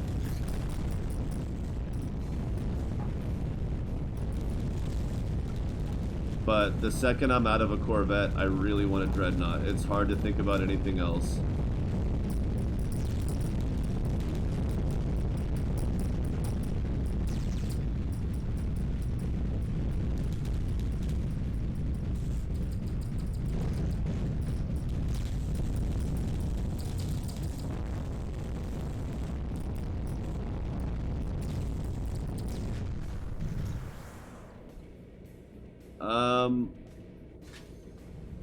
V4. So there's not a lot of faction ships that are like fighter style in the frigate class, right? Like the Shark or the Venom. It's really like, once they go specialized, they're usually like, you have the Archimedes, which is like a freighter. If you want to use the Archimedes as a fighter, you're like flying sideways at everything, which makes you a massive target to hit. You're just a big wall to shoot at. You're literally the broadside of a barn, right? Yeah, it gets tough. The Valkyrie's cool, but it's like, if you don't like it right away, it's going to be hard to get into, because it's basically a spinal mount with a couple of little T-Rex arms, you know? It's basically a T-Rex. It's got these two little arms that, yeah, if you get close to it, they'll shred you, but are you gonna get close to it? Probably not, because you're already avoiding the spinal mount. Let's see. The Scourge, but it's a cargo ship. It's got hangar space and drone hangar space. It's really not a fighter. It's got 2 forward guns that are unlimited in swivel, but it's not like, I mean, look at it.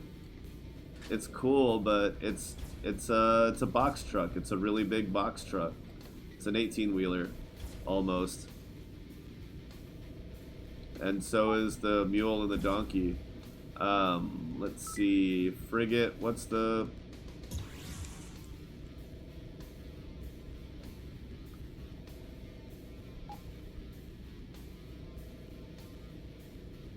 Wow, I just completely blanked on the Syndicate frigate.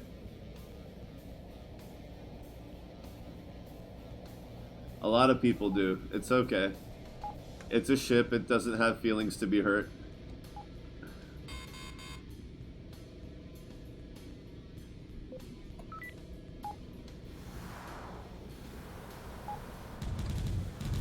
Oh yeah, the Pelican and the Marco. Jesus.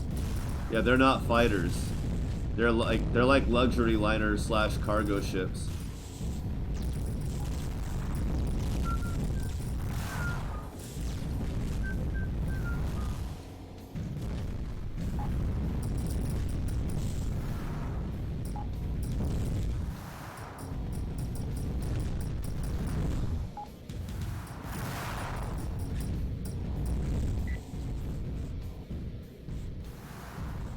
So yeah, and then... So basically the Venghi is the only faction frigate that comes off as a fighter. And then you could go independent for, again, the Shark or Venom.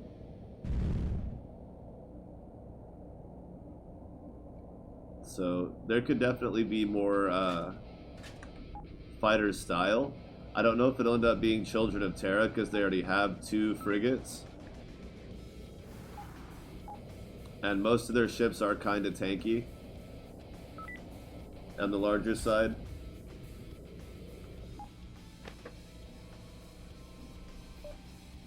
A faction cruiser, yeah.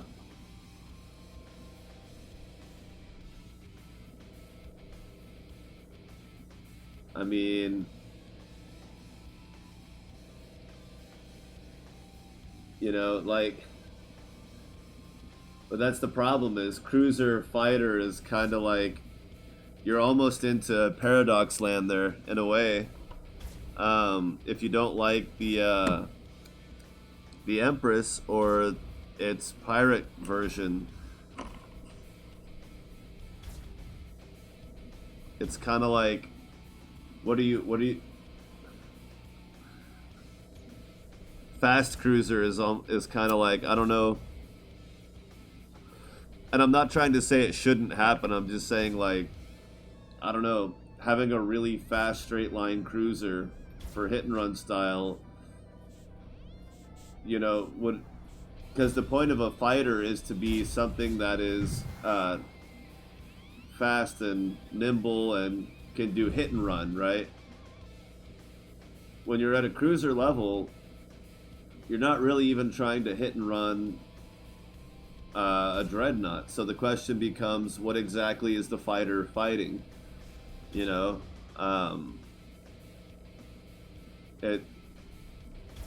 it's hard to imagine. But I mean, obviously, you know, it could be, and there may be, I guess, like Ravagers, but like, you're not going to do hit and run tactics against a large fleet, right?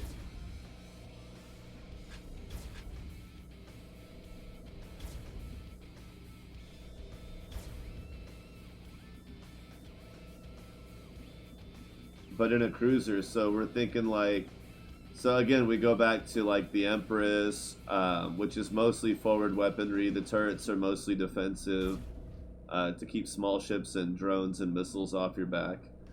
The Goliath's kind of the same, but it's a big box, so it's an easy target. It's not a slender fighter. Honestly, as far as fighter cruisers go, I have to come back to the Achilles every time. You know, it's just, if you don't like the V5 though, the Achilles is, I think, slightly slimmer but much longer. So you're a bigger target from the sides but smaller from the front. If you put lithium armor and high-end engines on an Achilles, it moves. It really moves, especially with a couple of boosters. If you get a couple of high-end pirate boosters on it, it's no slouch. It's quick. It gets there. Alright, I've got a lot of money. I think it's time.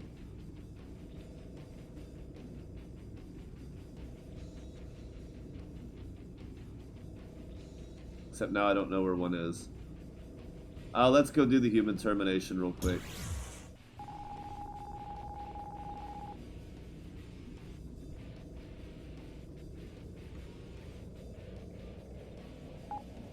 Oh, man. Oh, you're missing out. That Achilles is one bad ship. I've made some beastly Achilles builds. Back when the Venghi fleets would have the V5B battleships, but Titans, I mean, I would just run circles around them. I would use the Titans to get in the way of the V5s from being able to use their spinals on me. And just, you know, sometimes I would even put lateral thrusters on it, which I almost never do. The Rising Sun, I don't think it... So, Ravagers aren't meant to be, like, logical, right? They're not logical. They're remnant. They're supposed to be weird, right? They're supposed to be bad and wrong in a way. Like it's kind of their deal.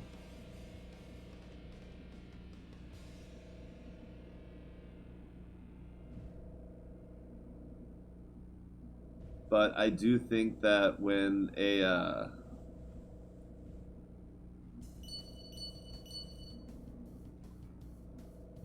hang on.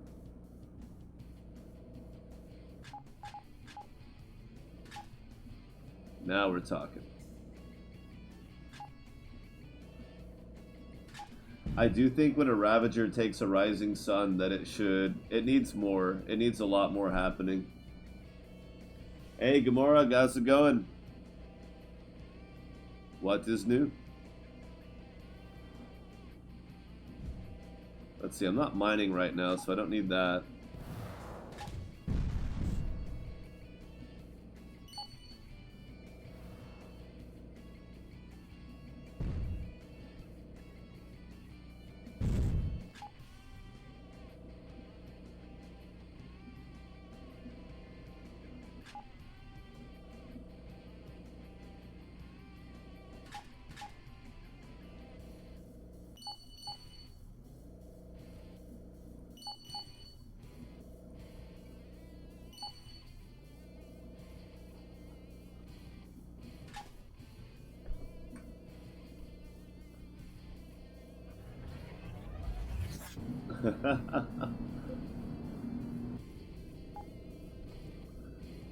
So I highly recommend trying the V5 battle cruiser.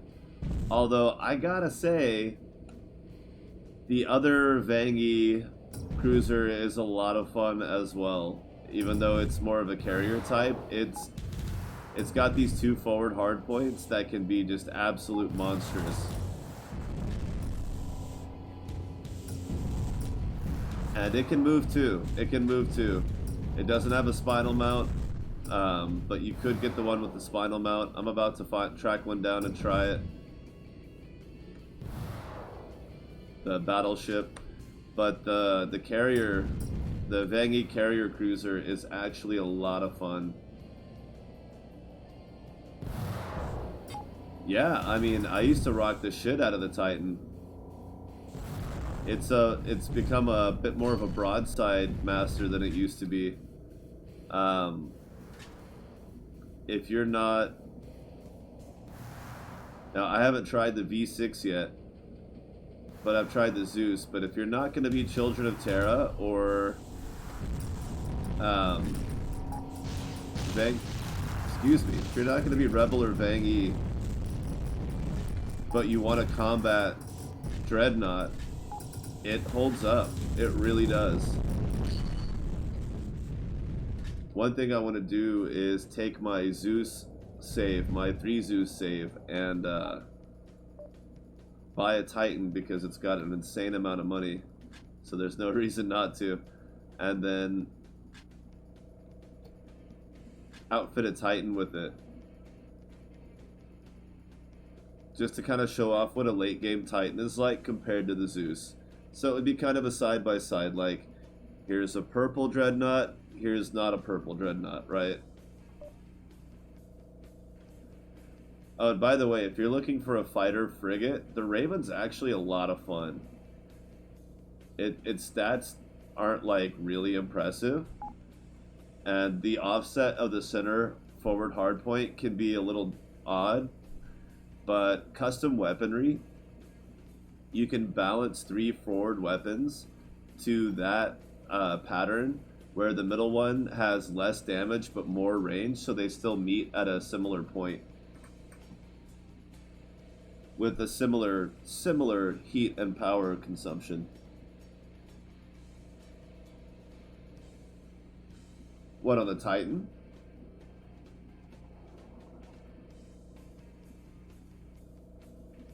I mean, yeah, you know, don't get me wrong. I'm going to do a side-by-side with the Titan and the Zeus. The Zeus is going to just absolutely... I mean, there's no contest. If you have a choice between the two, the only reason to pick the Titan is profile. It's a smaller target from the front.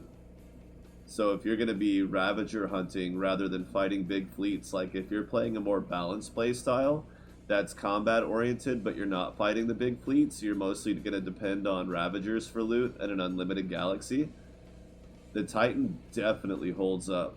And Ravagers will miss you more because it's one ship firing back at you, right? I'm not saying that completely offsets everything else, but it's one of those benefits not in the stats. You know, it doesn't show up on paper.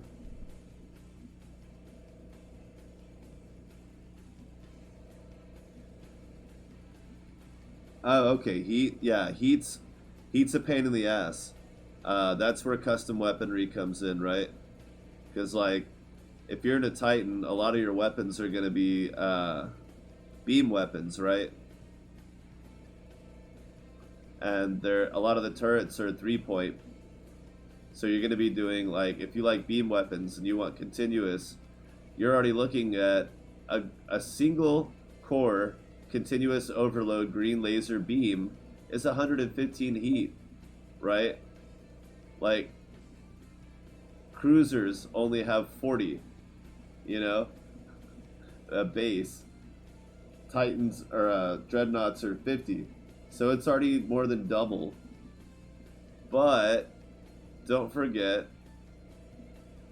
that for a little extra energy, right, 92 to 101, so about 9 power and a little bit higher cost, you get a free booster, and you can drop that right down to 93 from 115, so you can already take off 22.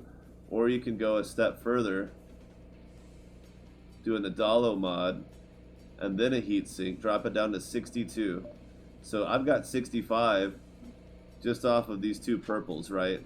Which means that 58, if you had one of these was a pirate heatsink, it would be fine. You would have sustain on this.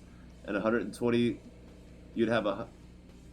Oh, and that's, by the way, that's still at 2 space. The Titans hard points on the sides, the turrets, they're 3-point.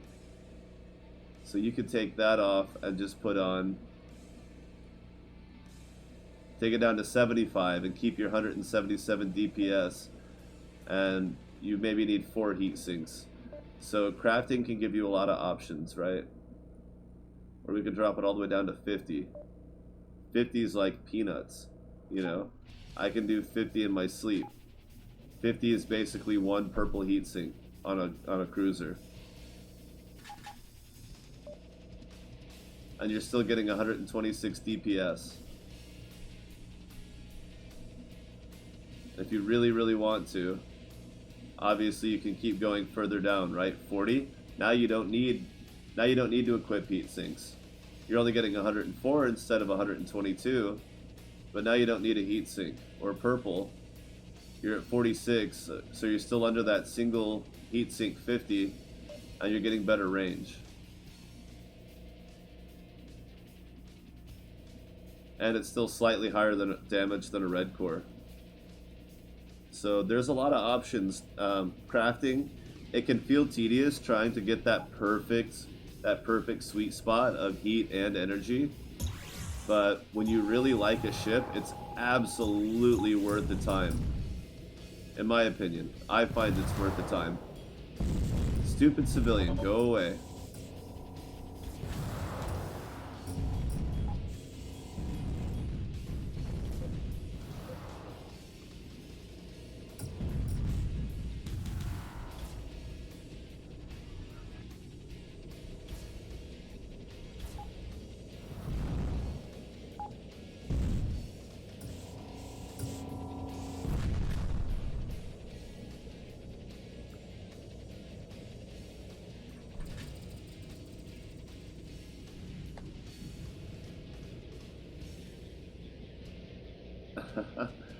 Well, what weapons were you using, though?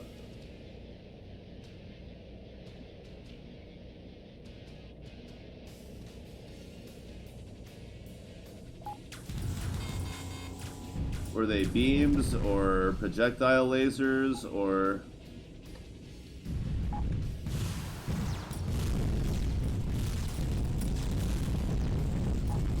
Okay, did you increase the projectile speed? If you're in a Titan, I would shoot for at least 80 projectile speed, if not full-blown 100.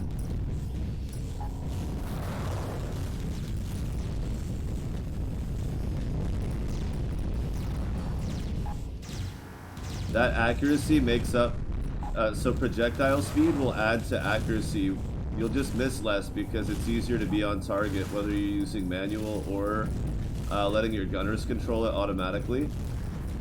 The benefit of projectile speed cannot be overstated. It doesn't show up on paper, so it's easy to overlook it and think, well, if I just get raw DPS, then maybe I won't hit it as much, but the shots will count more. It's a fair assessment, but I encourage people to at least test out 80 speed, if not go straight to 100. It's so flippin' worthwhile. Especially if you have gunners that tend to miss a lot, especially if you're in a Dreadnought. Especially if you're having a hard time with small targets. And I use rapid fire because of small targets too, right? And the reason for that is because their barrel rolls won't count as much. Like if your shots are spaced out, they can just wait and barrel roll each one and sidestep a few. But if it's rapid fire, they're gonna get hit. It's just gonna happen. There's nothing they can do about it.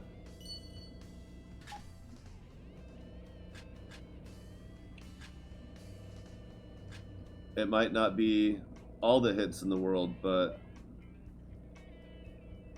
so plasma comes out base with heavy mount, right? Projectile speed 60. Just max that shit out. Max it out. Because I'll show you this right now, right?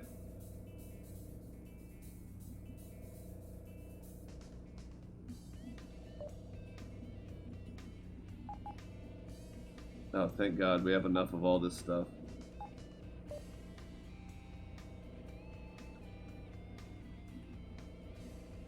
Okay, I don't need more heat. That's a bit much. We're going to use an Adalo mod so I can sustain fire at 65.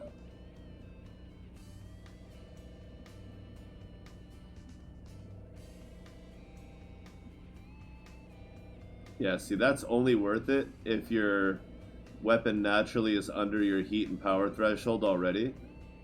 Mine's not, so I don't need overload. We hit an Odalo mod, 3.5. I would dual core it, but it's just not worth it. So let's go for range.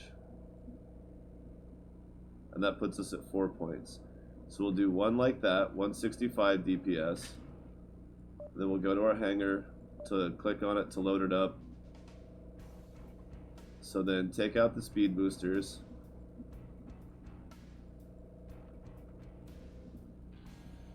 That's only 51, right? It's only slightly hotter, which should still keep it in our range. So 69 versus 57, right? So you're getting, what, 11.5 more DPS? Same range. 60 versus 100 projectile speed. Power's the same. Everything else is the same, right? Each shot's doing 7-point damage. I need more copper. So this is going to look really silly, and it's going to be hard to look at for a while at first.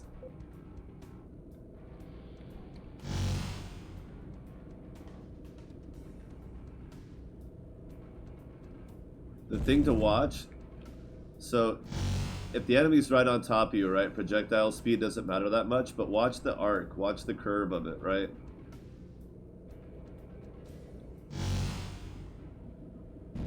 So when you're a slow turning ship, faster projectile speed means that as you turn to follow a ship, if it gets outside of your arc a little bit, you'll catch up to it. The second you're back on target, you're getting hit sooner, right? So your accuracy goes up there. It's also harder for them in general to just evade each one. Now, the demonstration works better on basically any other ship, but you'll kind of get the idea from a little bit of combat. Once you have that projectile speed up to like 80, 90, 100 versus 60, it's completely different weapon. Because I'm not waiting for it to catch up to a target as fast. Now turn speed helps a lot too when you're in a big ship.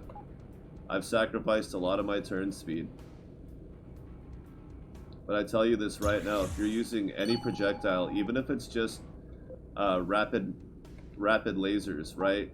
Pew-pews, or Vulcan, or cannons, any ammo-based weapon, even missiles, if you're a big ship, please, just try it. Just give it a shot.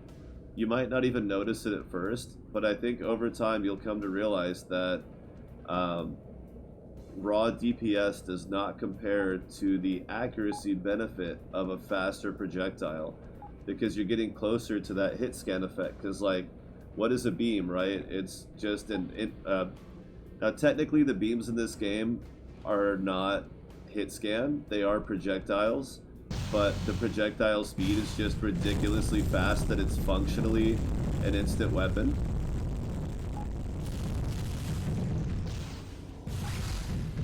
Wow, I'm getting massacred here.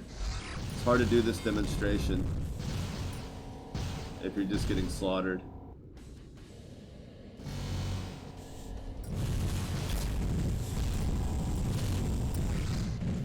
Anyway, the point is that the second your ship is back on target, when you're turning to meet something, you're hitting it sooner.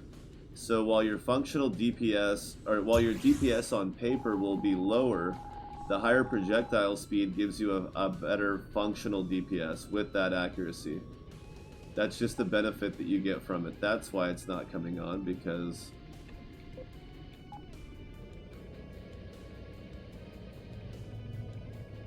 yeah, max out your turn speed. You know, use medium to lightweight armors, stuff like that. Whatever you can do, whatever you need to do. Turn speed improves accuracy because you can stay on target better with small shivs. Projectile speed improves accuracy. I mean, I know it's really hard to get. You don't get something that tells you your hit-miss ratio in this game, which is fine. It shouldn't. It should be observation. But you really should be focusing on accuracy first, in my opinion, because if you're not hitting the target, then who cares how powerful your weapon is, right? It's the whole concept of min-maxing.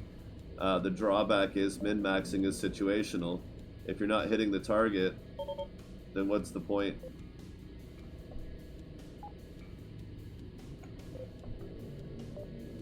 Alright, so now I've got enough money for this. 370. I guess I can't get any. Okay, yeah, so that's fine. That's as cheap as it's gonna get. I thought it was cheaper than that, but that's fine. So because I don't have the fleet capacity to put this thing in, and I kind of don't want it in my fleet yet, I guess those can stay.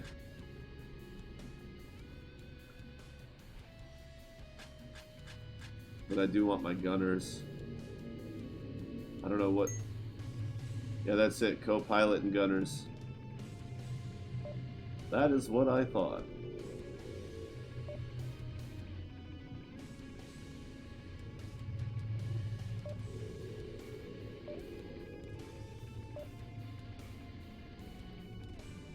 But then that's also where the spinal mounts come in, right? Spinal mounts are the opposite. You're losing turn radius. You're adding charge time, which makes accuracy more difficult, but the payoff is if you do actually hit something, it demolishes it.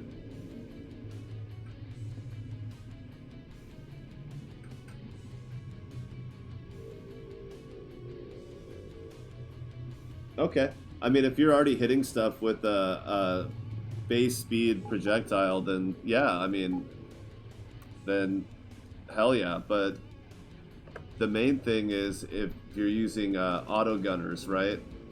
If your gunners are set to auto, they might have a harder time. And so even with gunners set to auto, projectile speed does improve their accuracy. I've tested this. It takes time to test, but we can definitely do that later on. Maybe not tonight. But you know, that's something we can test. Maybe with Lyos in chat, so he can put his 2 cents in. We'll do it this weekend. I think that would be a good time for it. But AI gunners benefit wildly from projectile speed, and it's another reason that usually if I'm relying on AI gunners for automatic, it's probably going to be a beam weapon most of the time. But again, don't get me wrong, it's fun using AI gunners with railguns, especially on a large ship. It may not be the most functional way to do it. You may have to put on a lot of extra armor to make it work, but it's fun. And see, that's the difference. When I say that your functional DPS goes up with higher projectile speed, I'm just saying try it. If it's not fun, if you prefer a big, powerful weapon that you have to try a little harder to make sure it hits, hey, do what's fun, man. Like, I'm trying to think critically, but I'm not trying to criticize how people play, because I think it's, some people play to be the best at something, some people play just to do what's fun for them and have an experience. No, that I don't. I'm not sure, I'm not sure exactly. No, I think Lyos has mentioned it, but like, the only thing I really remember is that yachts are basically the size of an 18-wheeler, give or take, or the length of, but I don't even know if that's accurate, honestly. It may not be. Now here I definitely want the Ardonian huge battery because the benefits to a spinal mount are just wild with the battery capacity.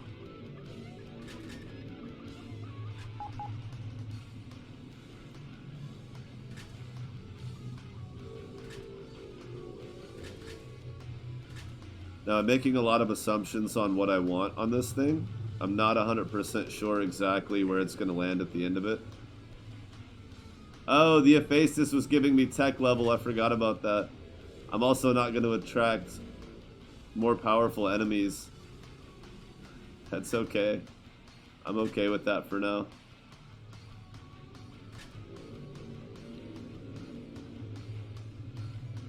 Whew. Same with that. It is fun being nimble in these things, though. It's not a problem for me.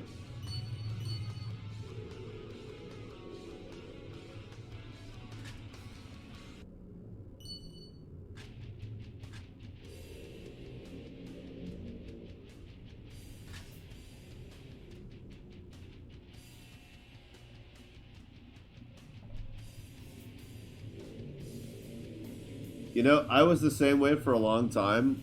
It's fun to try out now and then, but I usually end up going back to something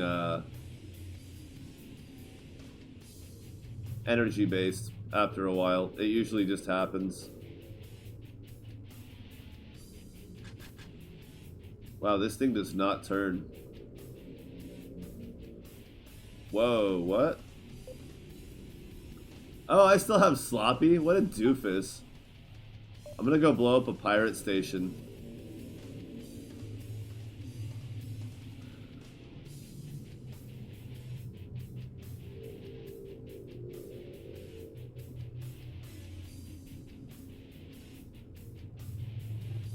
Fix your... Yeah, I mean, I used to work nights. 2 weeks ago, I switched to working days again because I was not sleeping enough, and it was impacting my health and my ability to do things during the week that I needed to do. It was bad. It was not having fun. 2 days after I switched to working back during the day, it was just like this immediate improvement in everything.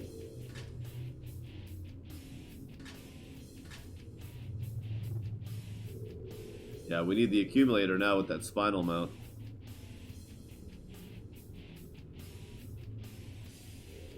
So let's go ahead and get set up.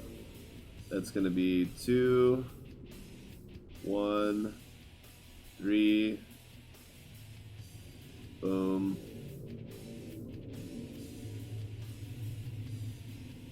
We got a lot of space left here. How many relics do I have? Just one. Well. There it goes.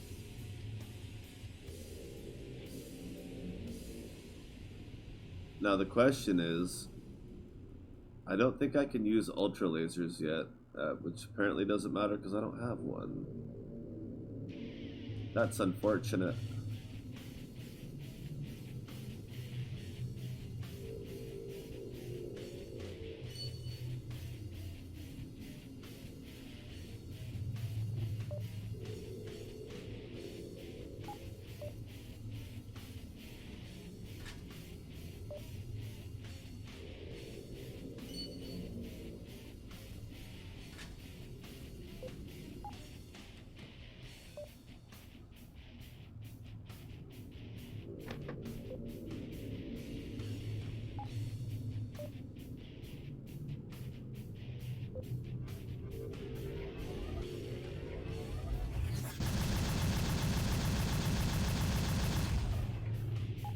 To start,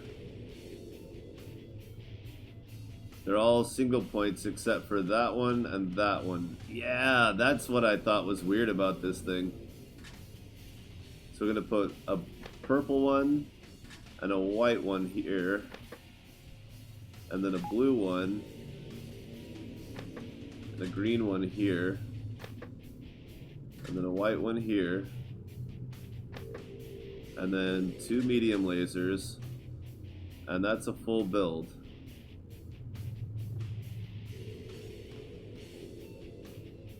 And then we got, so that leaves us, wait, oh, because I have nano components, right. One, 2, 3, 4, 5, 6, 8 gunners. Oh yeah, it's a Venghi state.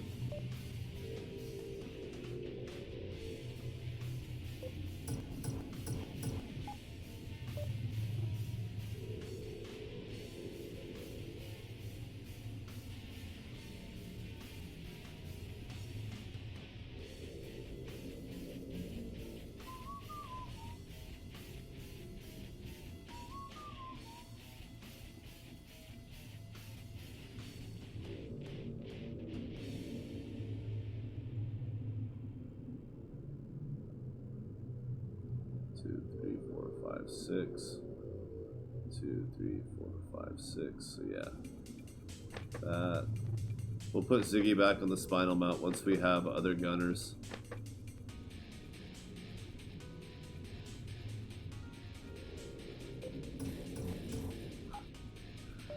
Good grief.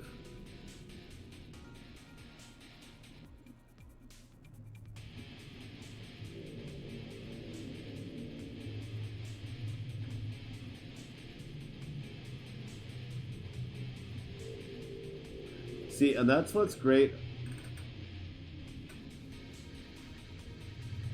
Oh, nice. Yeah, railgun spinals are fun. So that limitation that the V5 has with forward damage, the Achilles does not have that problem. It's got 2 4-barrel, 4-point turrets, and it's absolutely monstrous even without its spinal.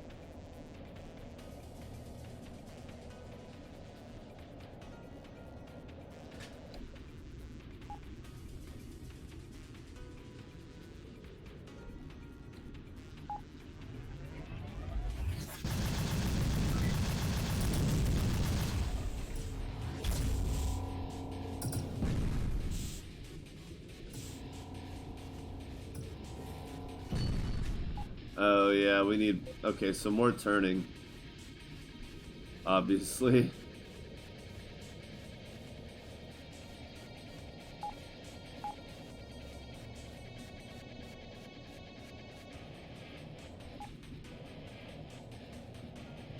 So with the Achilles, you get 2 on each side that are 2-point, and then a 2-point in the back, and then 2 forward firing 4-point. I mean, it outclasses this thing massively in every way except for maybe raw speed, I think.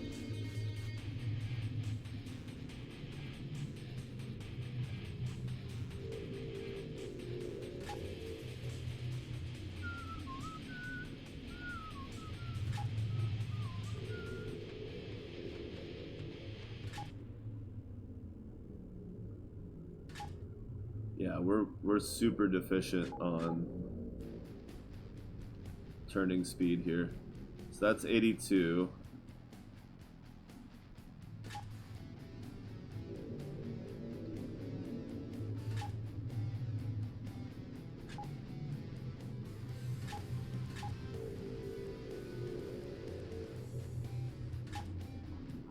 Good enough.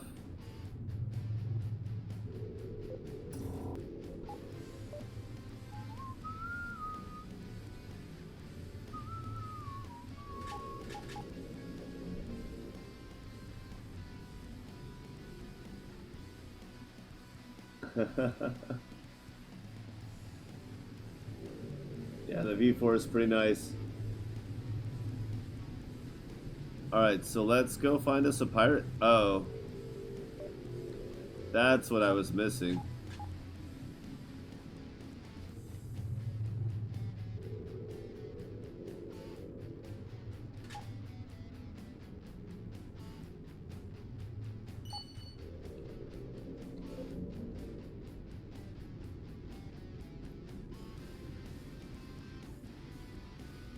Perfect.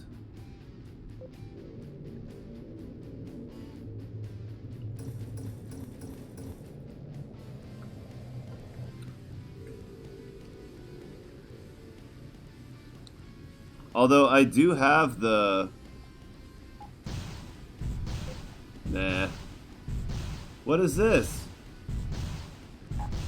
Fuck you, buddy. I guess I need a scanner too.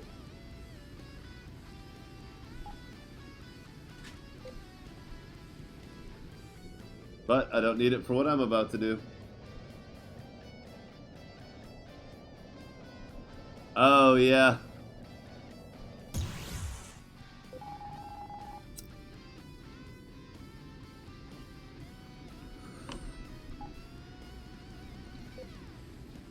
But the damage reduction should be...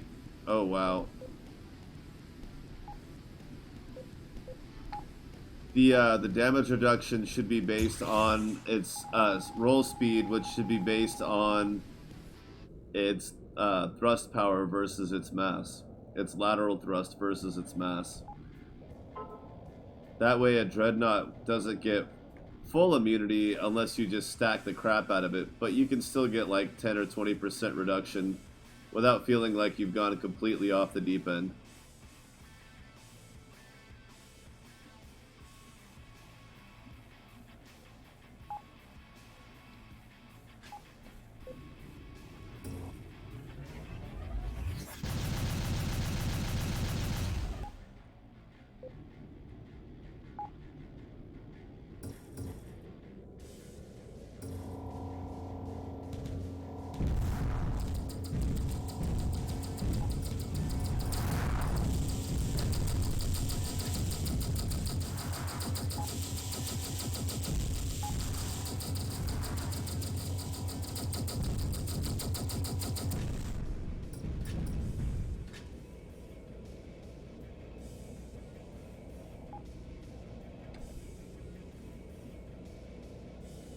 But yeah, seeing a Titan rolling around would be hilarious and awesome at the same time.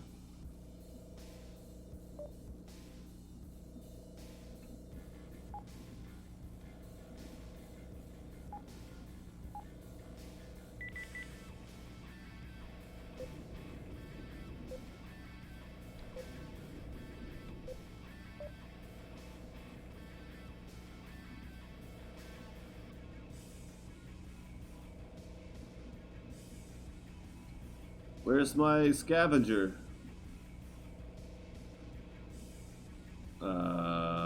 Okay, whatever.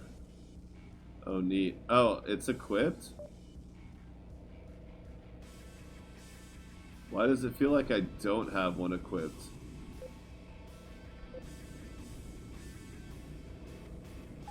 Oh well. I mean, I still need to go through and redo this anyway. Let's go ahead and do that, because this isn't doing much for me. I mean, gunner accuracy, is that worth it? I don't know. I guess that would make it worth it. I'm not getting crew efficiency, I'm just getting gunner. But would this really be better? Probably not. I don't need business.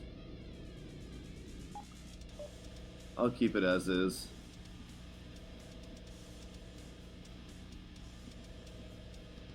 It's just really crappy warp distance.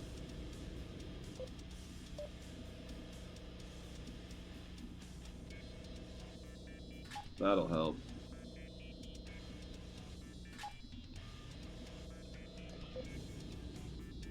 Okay, at least that's functional.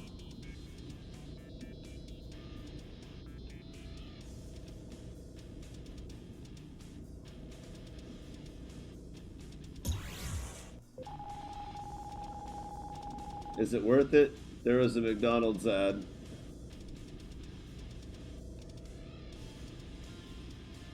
I don't remember now.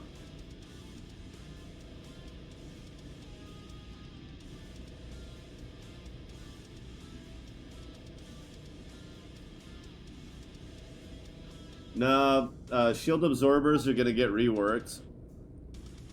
It's just, there were some other things that needed to be added, like weapons and stuff, that needed to be put in place first before it really made any sense to mess with them. Now, don't get me wrong, if you find a high-tier shield absorber early game, and you don't have, like, Mark III chargers or a lot of generator power yet, it's not the worst thing in the world to have. It'll still help you out, but you'll definitely want to replace it the second you get the chance.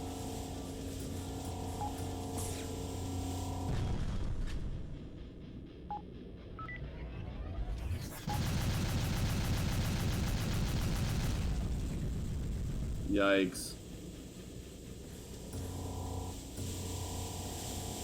I need a new spinal gun.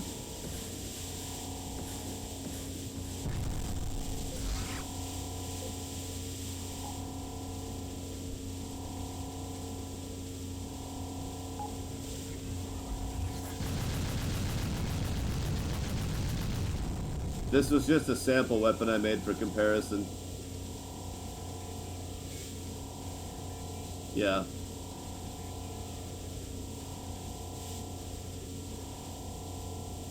And it's hard to just say, well, just make it more, and then, you know.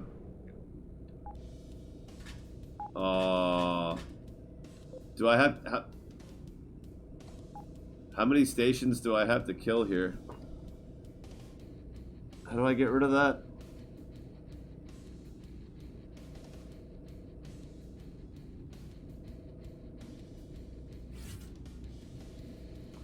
I don't remember how to get rid of sloppy. Can you? Can you even get rid of it?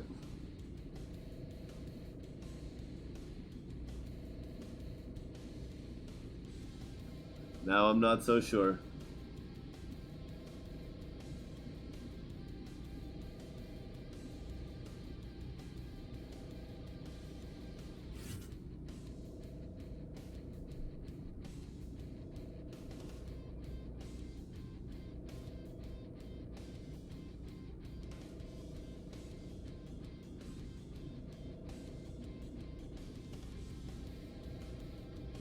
Oh wow, aggressive's not even on this list.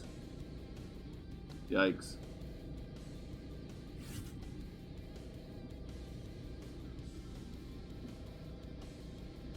I don't want a station killing perk.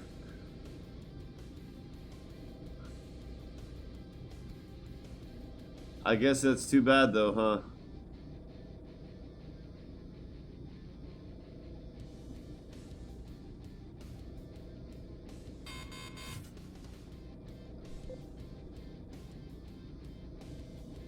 Holy shit.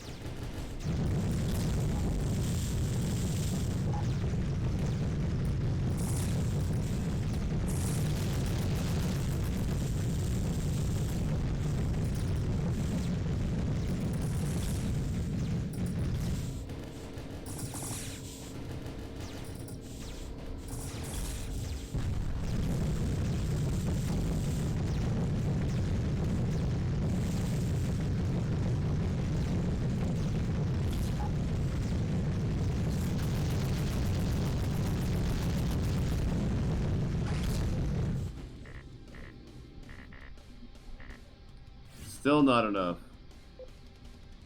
Still not enough, but at least I got away. I guess there's not much point using that against it.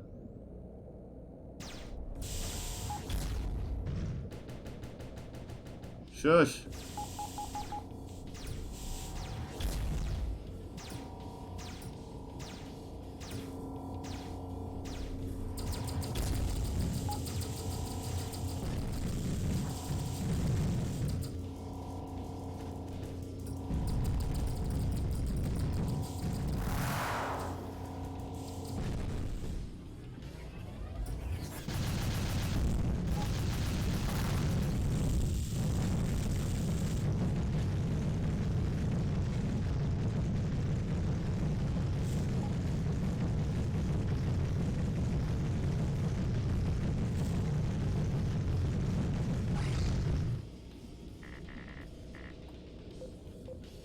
Damn it.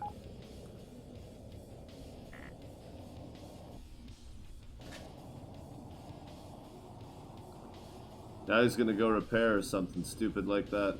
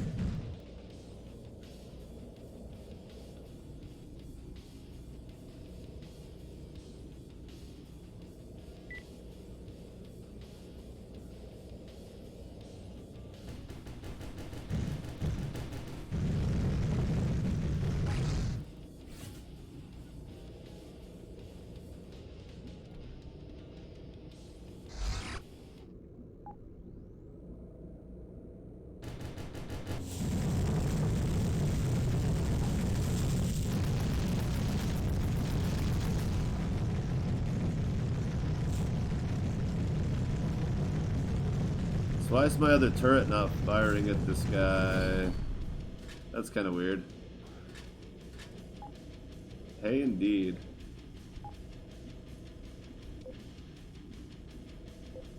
Well, they still control the sector. Let's fix that.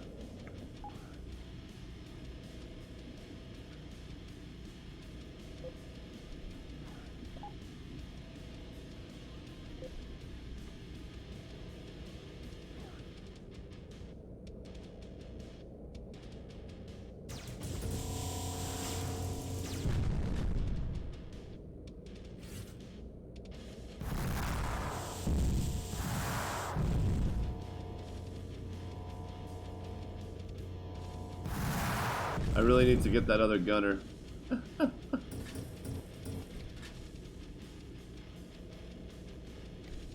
Alright, about to level up.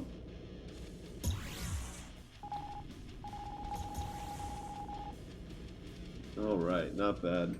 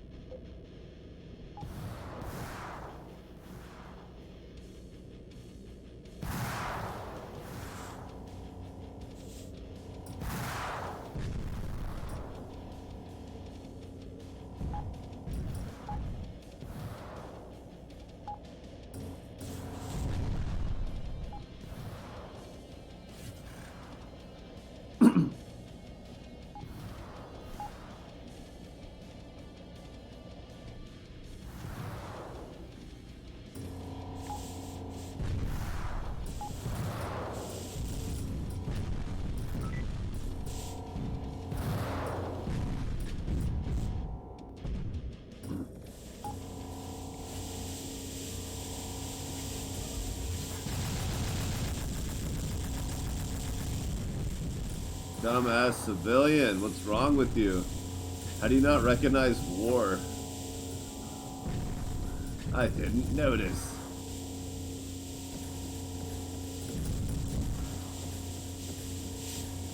I thought it was a Pink Floyd concert.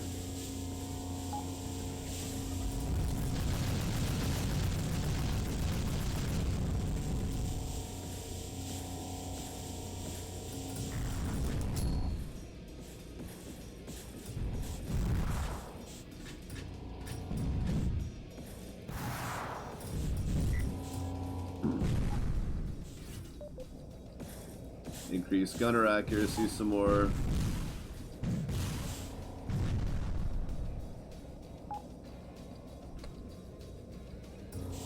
Not yet.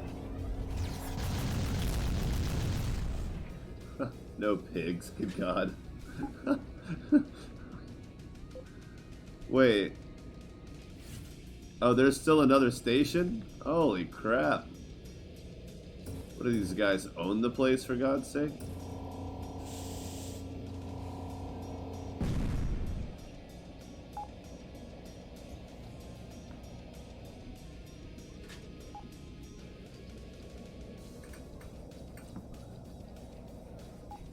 It was funny, and not to rag on people, but there was somebody in the Steam forum that suggested, among many other good suggestions, that maybe as a pirate you could like actually go to a pirate station, and if you didn't want one of your crew members anymore, you actually wouldn't dismiss them, but it would actually sell them. And they specifically used the word slavery, and I was like, it's not that kind of game. It's not that you just flat out say no, that doesn't belong in a game, but it's like you really have to have a world, universe, story, and all that kind of stuff to rebuke slavery if you're going to incorporate it in your game at all. I was like, no, I don't think, like, I think that allegory is pretty well covered just by the existence of the Venghi, that we don't need any more of it.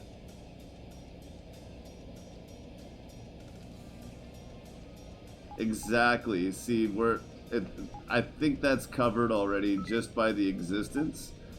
Like, Endless Sky, you know, is really rough in a lot of ways, and one of those ways is that the crew of pirate ships in lore described in the game are often forced. They're often slaves. So it's like, if you destroy a pirate ship, you're killing innocent people most of the time. At least some.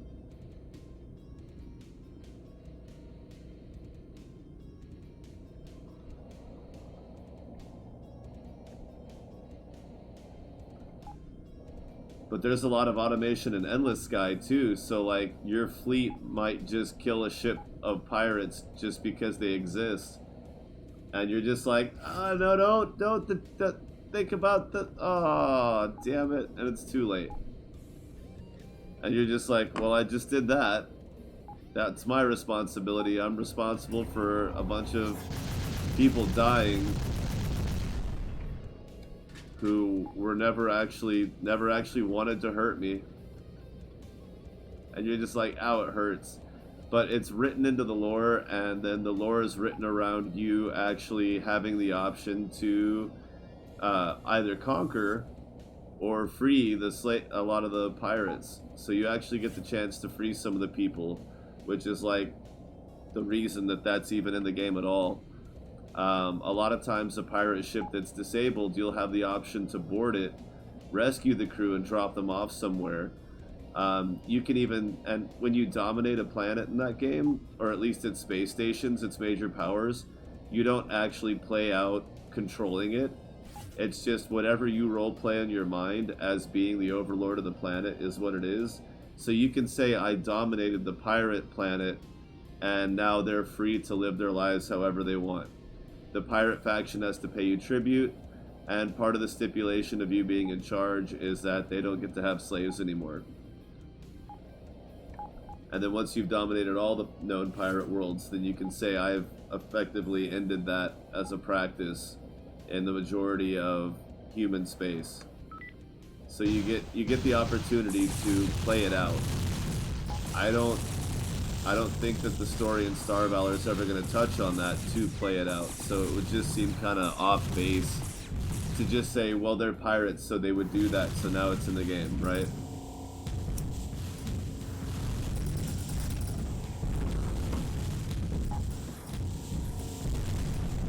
I don't think there's going to be a moment in the lore of the story for that to be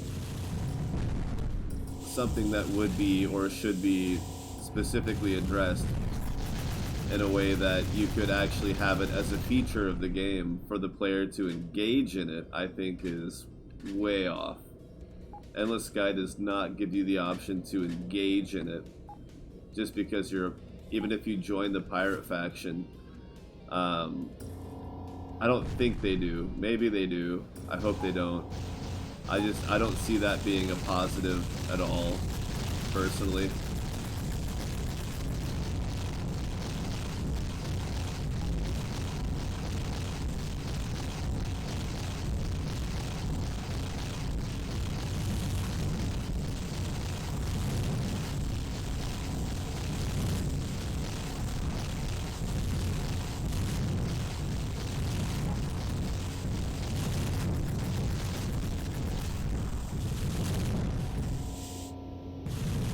An ion cannon. Wow. Still got it. So, let's see.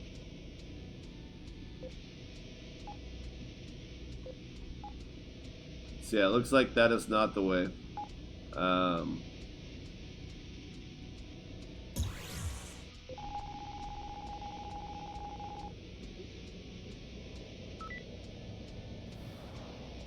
Oh, my neck hurts. Good lord.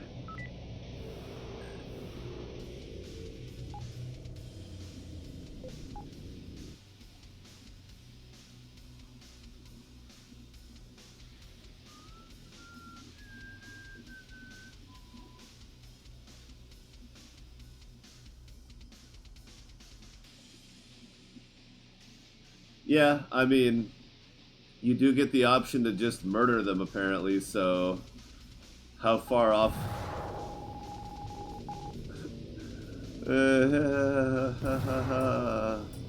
Yay.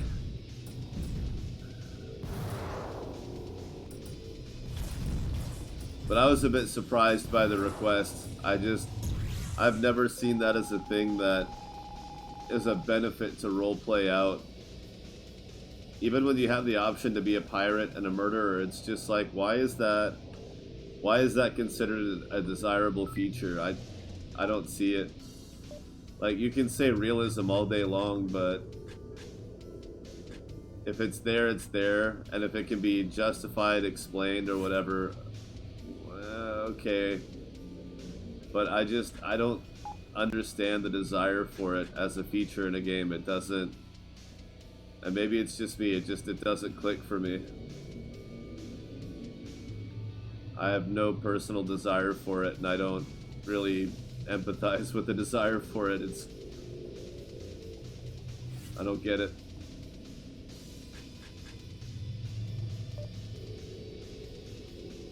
If we're talking of, I mean, even in historical games where it's being representative of history and reality, it's still just like, I don't want to do that. I don't feel like that needs to be.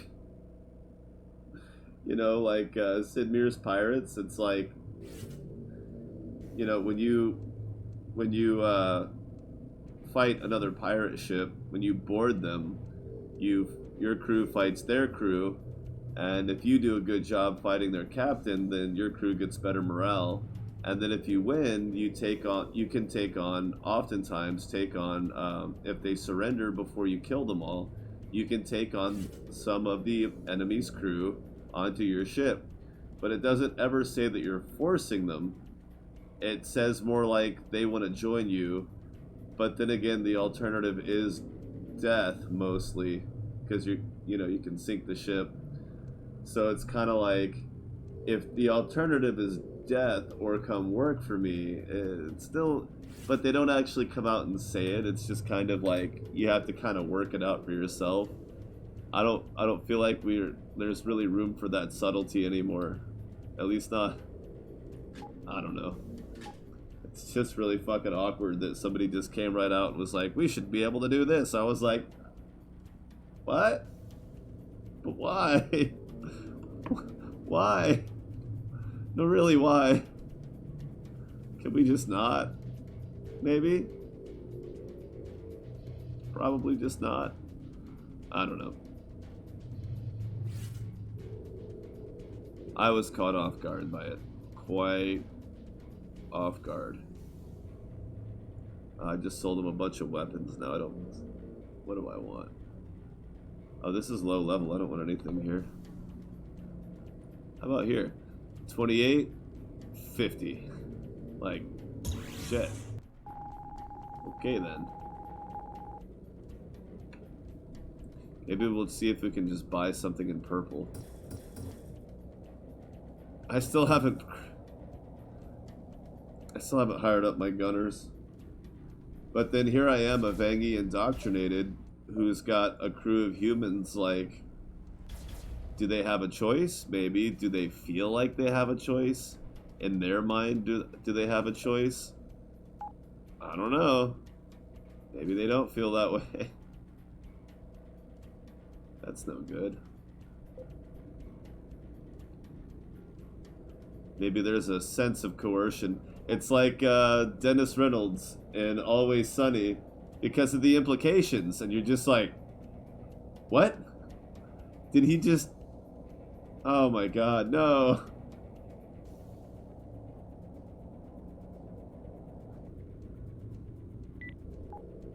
If you've never seen Always Sunny and you have a dark sense of humor, then I might not believe you when you say one or the other. You've probably seen it. It's one of those hard to miss ones. I mean, sure, it's possible, but...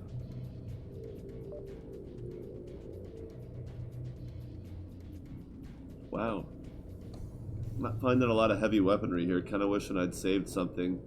Maybe I'll just make something real quick. What are we looking at? 58...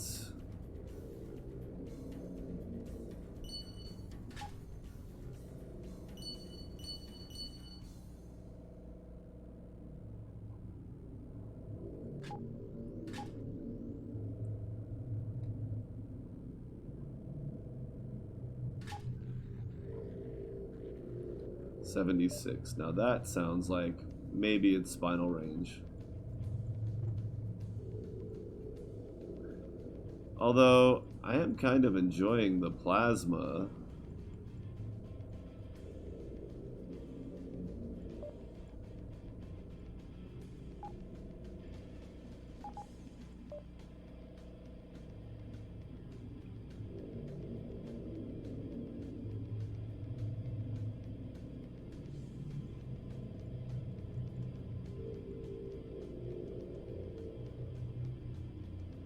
Although it is really damn hot. We're definitely not overloading.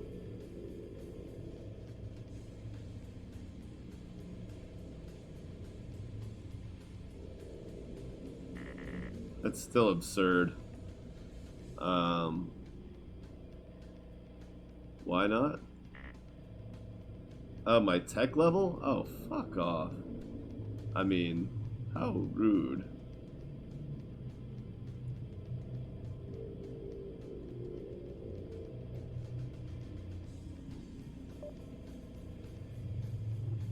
Oh. I'll just make one of those.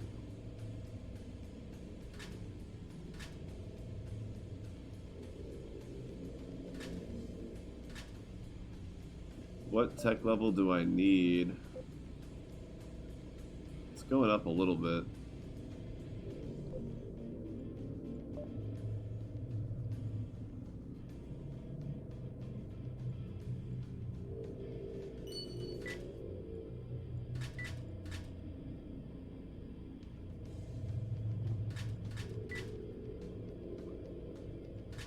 Don't need 50 million of any of that stuff anymore. Um,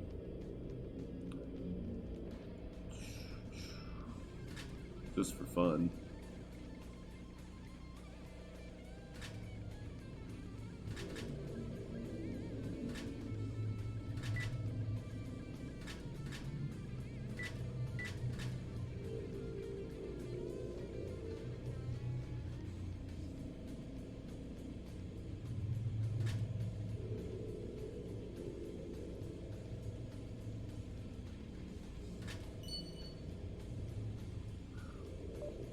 Good lord.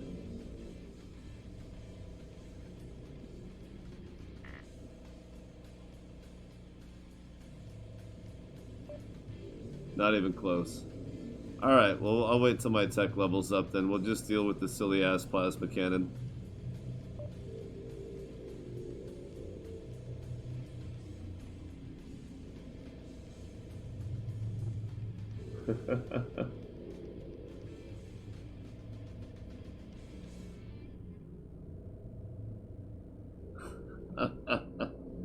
Yeah.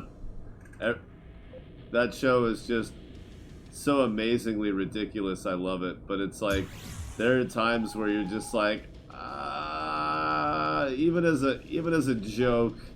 But I mean, that's the point, is to, even as a joke, you're gonna be like, that makes me really uncomfortable. If you're not uncomfortable at least once per episode, well, you probably shouldn't tell anybody. Or maybe you should. Maybe you should get help.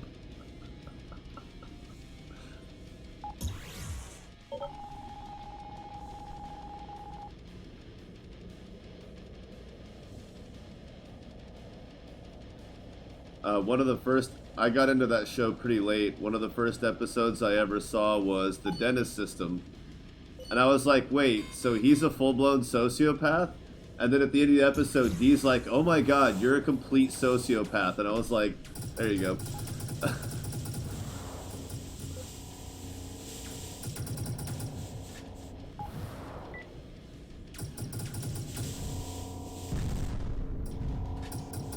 Wait, how much is 150 iron worth? That might have been a waste of... I might have just lost money on that deal. I probably should have just sold the iron, but oh well.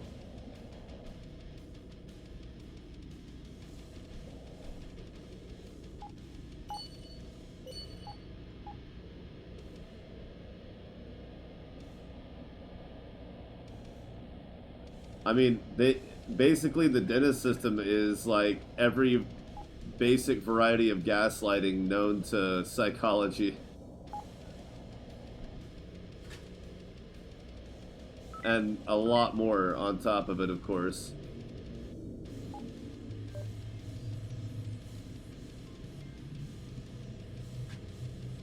Oh no, what?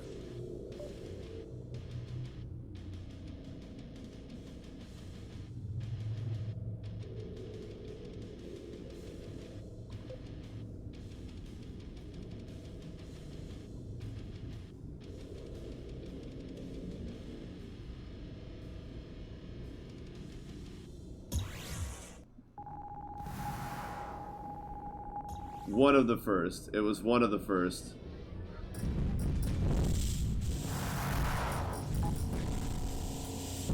No, and I really didn't like that show at first, and it had nothing to do with how dark it was, but just the way the first few episodes I saw, it was too much of them like all talking at the same time and chattering at the same time, and like without background on the characters. That shit was super fucking annoying. It was completely intolerable. Once you like know the characters and kind of understand the show, and like the random shit they say in between is has context, and like you understand who they are and where they're coming from and all that, then it's funny. But like when they're all just talking over each other at the same time, it's just like, and if you have no context or reference, it's just like, what the fuck? Why am I... What is any of this, and why am I here?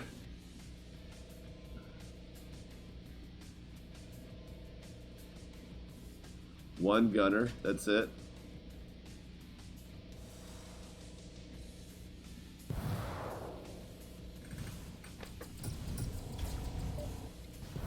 But yeah, that was a tough one. I was just like, is this guy supposed to be a sociopath? And everybody in the room was like, yeah. And then at the end of the episode, Dee's like, oh my god, you're a complete fucking sociopath. And I was like, okay, at least we're hanging a lantern on it, and it's not supposed to be this, you know, passing him off as a normal person thing.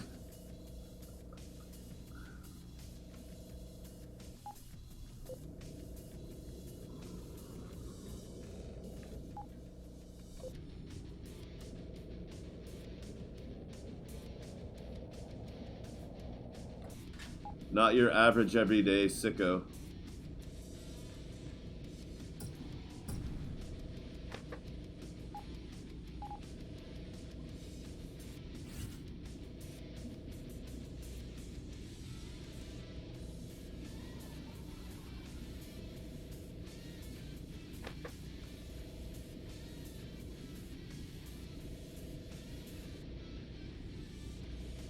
So actually, yeah, I want those two to swap.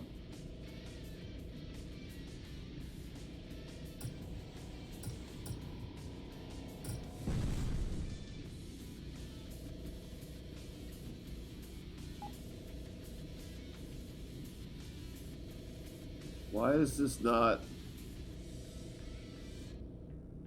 What is happening here?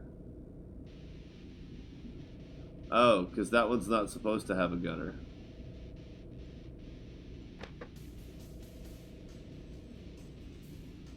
I still need one more gunners to fill that slot. Oh yeah, Dee's just as fucked up. That's the funny part about her calling Dennis out for being a sociopath, is that she's basically just a less intelligent sociopath. A less successful sociopath.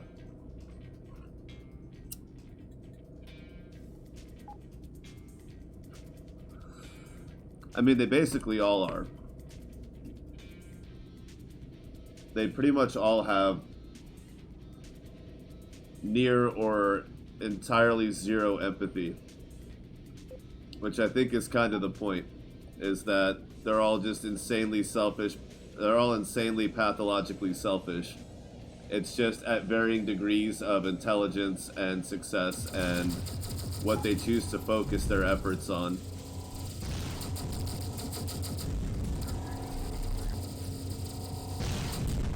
That guy was charging his spinal mount, but I can't tell what he was trying to shoot at. Finally remembered to do it all right.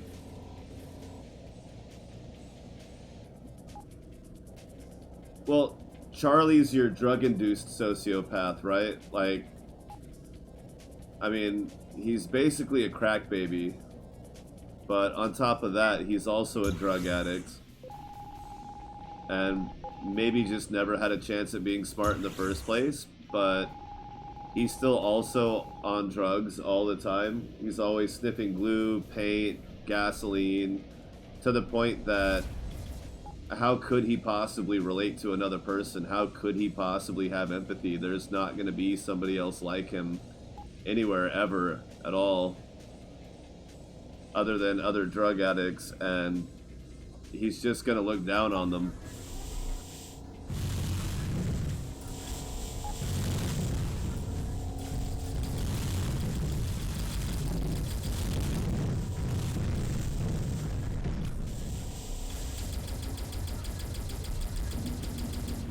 Ah, that was fucking close. Yeah, this is gonna be a station bound. And of course the relic's going the opposite direction, but we're really far from the station, so I've got time to chase it. I'll give you something to buy. It's called My Asshole. Buy my asshole. There you go.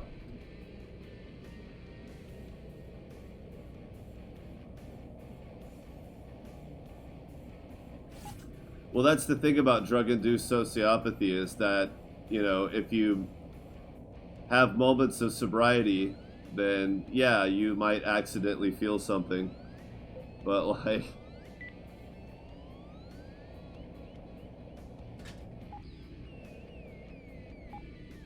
it's not going to be often enough for it to be a functional empathy, right?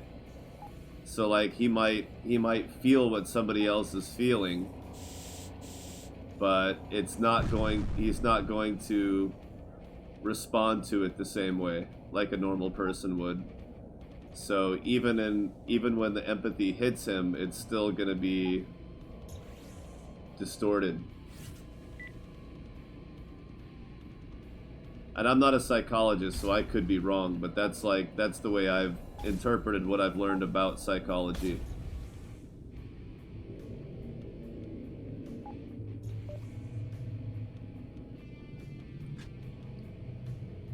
I really don't need missile ammo. I don't know why I'm carrying that around.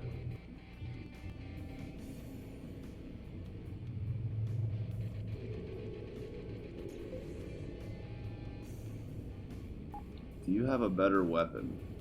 Nope. FPL.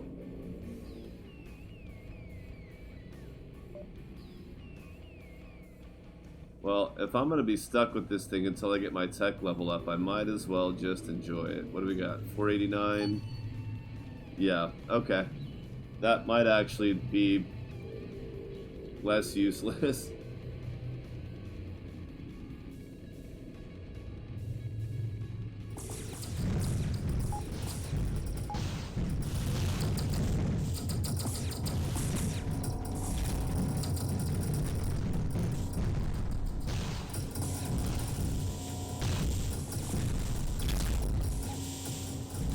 And how often does Charlie find himself imagining that he's better than everybody else? Even if it's true or not, it's just like, it's not... He's far from socially acceptable or socially functional.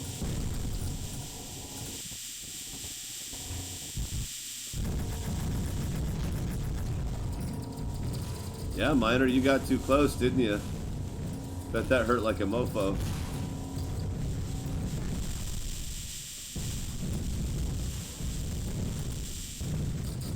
Well, and see that's the thing with when they say drug-induced sociopathy, it's not that you're actually a sociopath from the drugs, it's that you're mirroring the behavior and ending up with a similar outcome.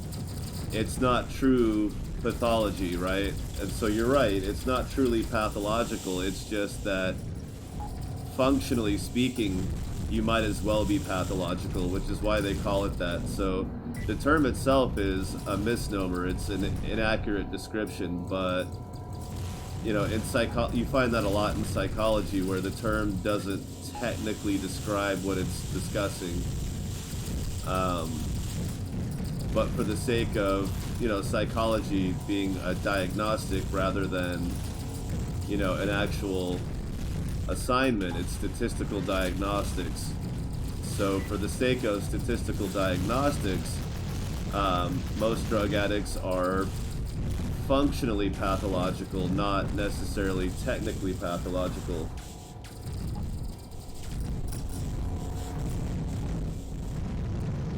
So yes, you're right. It's important to make that distinction that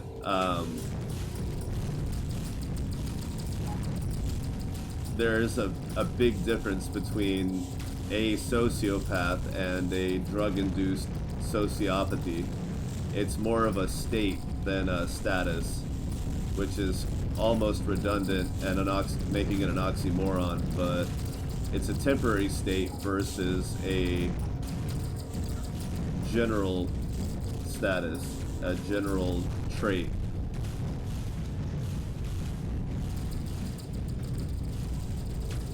It turns you into a newt. You could get better.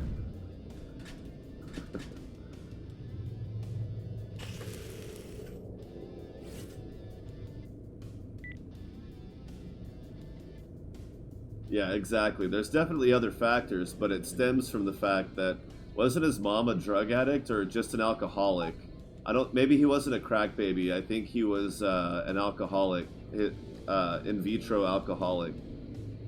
That his mom drank while she was pregnant with him, basically.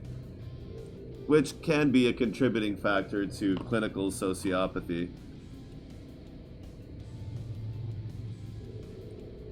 but it's typically not a sole catalyst. But because he is a massive drug addict and huffs paint that destroys his brain. Oh, yeah. So, I mean, you know.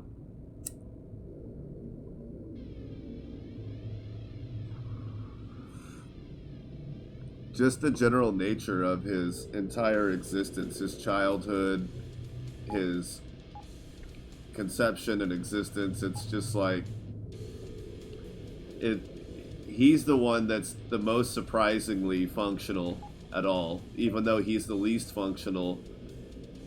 Like, you're not surprised that Dennis gets away with being Dennis, or even that Mac gets away with being Mac. We all know meatheads that you're shocked that they function, but if you ever meet somebody who's truly like Charlie, and I assure you they exist, rare though they are, they exist, maybe not to that extreme, but they are the most surprisingly functional.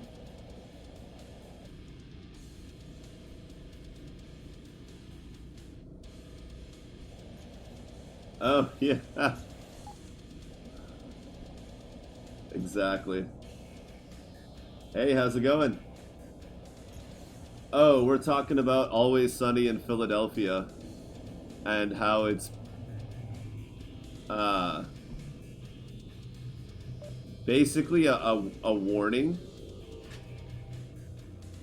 of patterns of behavior in people that you should avoid. If nothing else. I mean, it's wildly entertaining and often hilarious, but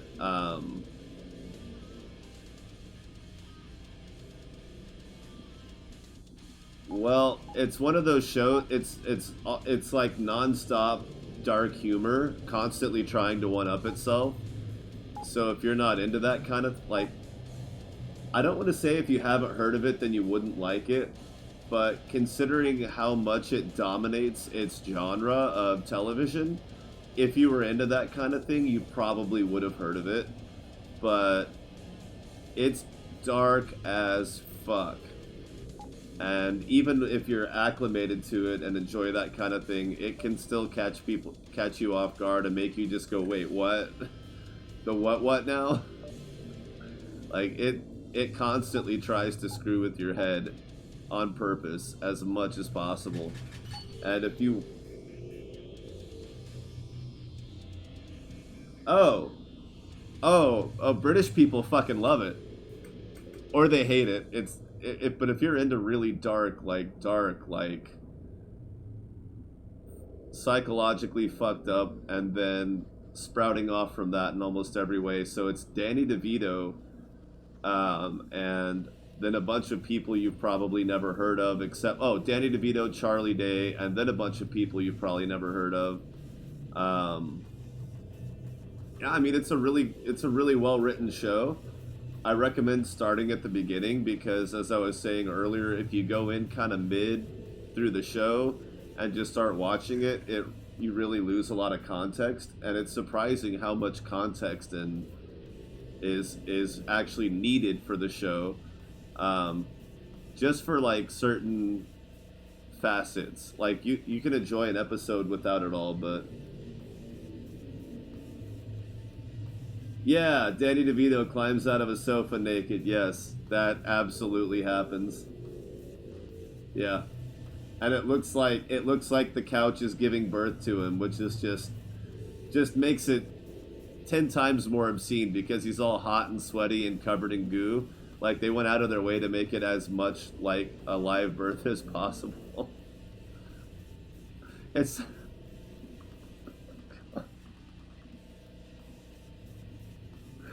Oh, God. Woo! Yeah. It's called Always Sunny in Philadelphia. Start at the beginning. I always recommend that people that are new to the show don't binge it if you find yourself being surprised more than like 2 or 3 times per episode, then like cap it off at like 4 episodes and then come back to it later, because the same thing happens if you watch South Park. if you're not absolutely into depraved humor, but you kind of like South Park, don't binge watch it, because it will fuck with your head. You'll walk out the door and, like, all of a sudden you'll be like, oh god, I almost said something really fucked up out loud in front of the wrong people.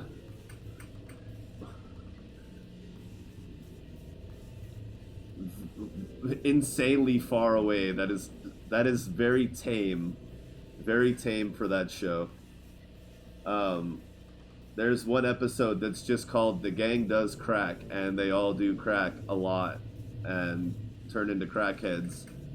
You know, it's just like, well, okay, give it a go. You know, if that's your style, if you're already kind of into that kind of thing, I don't judge. I like Always Sunny. I think it's great. I think it's honestly, given how many kinds of people that are actually like that in real life and how little that sort of behavior is actually addressed and called out, I feel like the show actually serves a functional, important social service.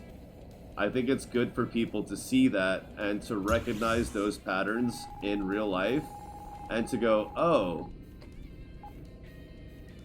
wow, so yeah, like, I know people like that. It's nice to actually have somebody go out of their way to say, hey, stay away from these people. They're not good. And I do have to admit, I'm finding myself not super charmed with this ship.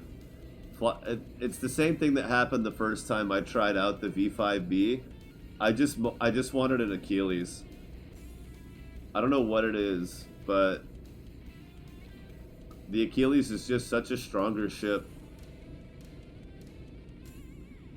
I mean, I know that...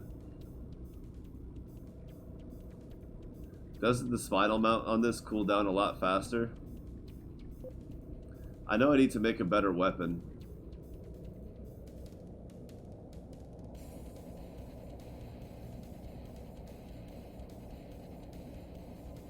Yeah, the Santas. All of them. The many, many Santas. I hate that I have to go get my tech level up, but I really do.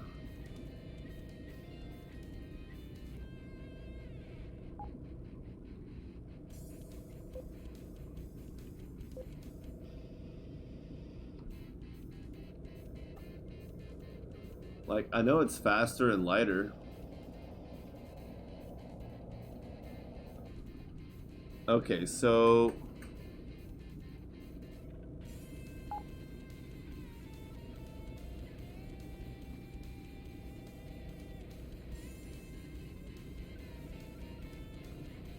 how many people have...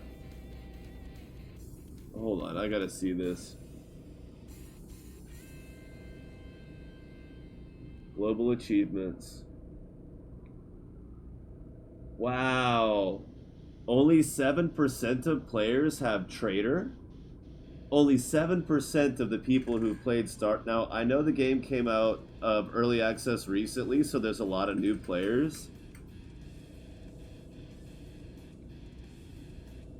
But even Starkiller's only 9. And Genocidal's 7.4. If we assume a 50% overlap, right, that means that only 15% of people have killed a non-pirate station. Non-tin head, non-pirate. Traitor. I'm talking about station killing, so Genocidal, Starkiller, and Traitor. So 7, 7, and 9. That's like less than 15% have killed a non-pirate, non-tin head station. I wonder how many have killed a pirate station.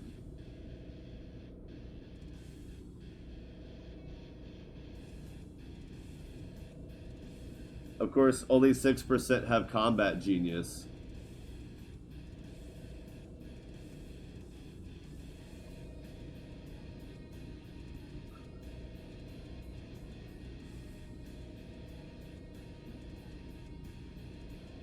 Yeah, what are you gonna do, right? If once it happens, you're just like, I guess that's what it is. That's crazy. Now, also, you have to factor in the fact that only 60%, 66% of people have trial by fire, which is just like, that means they didn't actually play the game.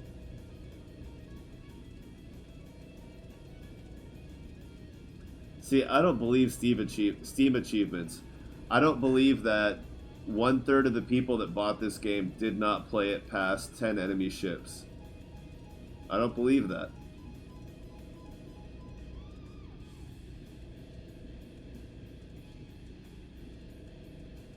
That doesn't make sense at all to me. Unless they've bought it and just haven't played it yet. Like, that doesn't make sense at all.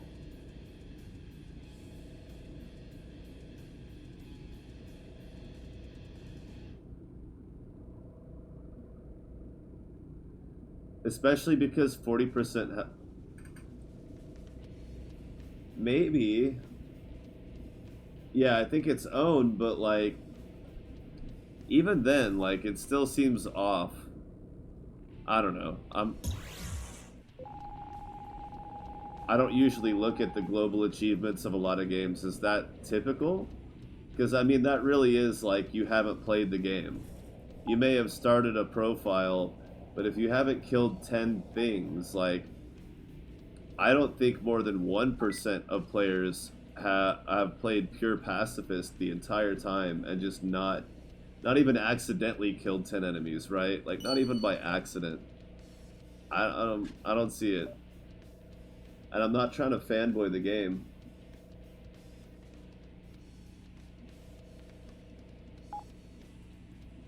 No, I get that, but like, I could imagine that accounting for 5%. People just saying, "No, I just got killed by the first two enemies and now I'm just turned off by it." Like, I get that. Like, maybe, like, but 5%. Like, this game sold a lot of copies. 5%, that still seems pretty off base to me. Not 34%. I'm having a tough time with that. And that's a lot of gift. That's a lot of gifts. So let's... Okay, just for shits and giggles, let's look at this game. Astroneer. This is a game that a lot of people give up on because they find it too hard.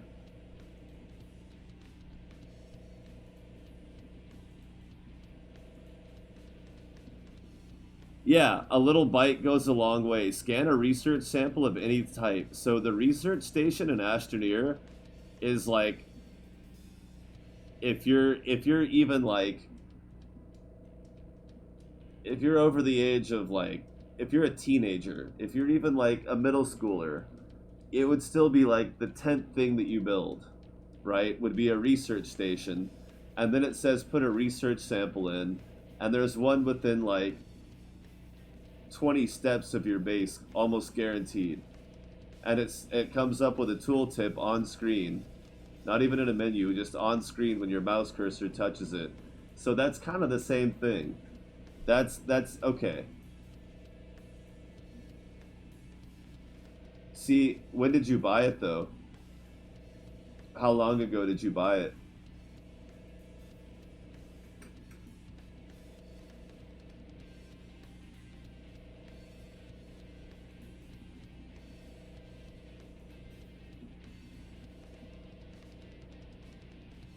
See, I bought it in early access, but it was like 2018 or 2019, so it was pretty well developed. And a friend of mine was playing it, and we played co-op like a crap ton. And I mean, that game was 100 times more fun in co-op because you can screw around so much and mess with each other. You can dig out from under each other. You can blow each other up with dynamite. You can sit in a chair and attach it to a table, flip the table over, or your friend can then, while you're sitting in the chair on the table, your friend can flip the table over and attach rocket engines to the bottom of it and launch you into space. but it's not the right way to launch you into space, so it kind of bugs out, and then you die. So there was a lot of fun, and after that, but I don't enjoy it the same way I used to. It's not the same game. So, okay, 68.9, that's kind of the same thing. Okay.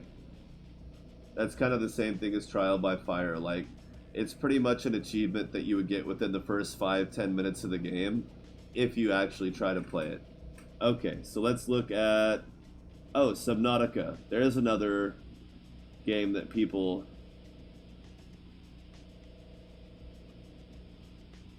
Okay, dive for the very first time? Like, okay, that's easy peasy. Build a habitat. That's kind of the same achievement, right? 50% didn't even build a habitat. Ever. Now, I know people who play the game and try to never build anything of a building, so that makes sense. Okay. I believe it. People are just fucking picky and don't give games a proper chance. And some people get a game as a gift and don't ever actually try it. Alright. Okay. Now I'm believing it. Now I'm believing it. It makes sense. Oh, this should be a funny one. Wait, does Far Cry 5 not have achievements? Oh, I guess not. Weird.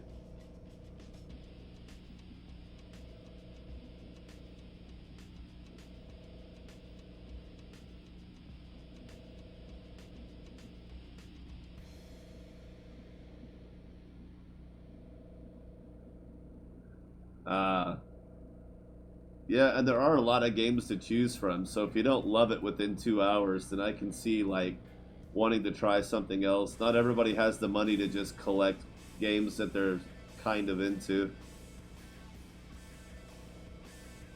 I get it.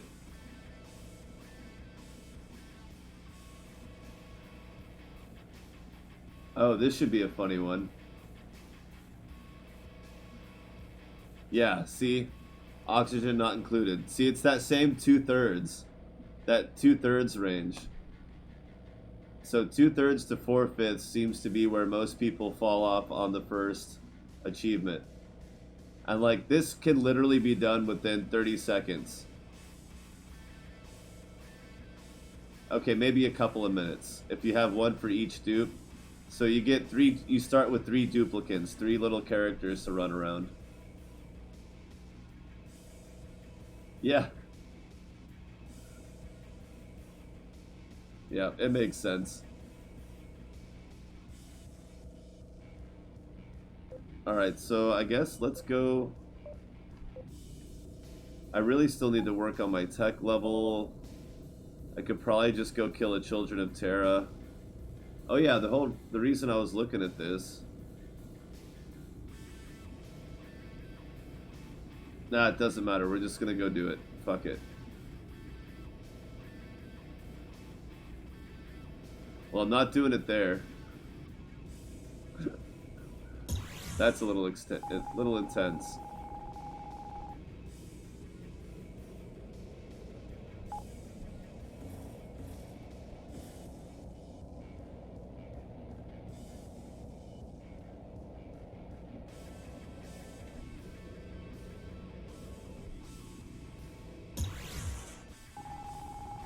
I've never played the Crysis games.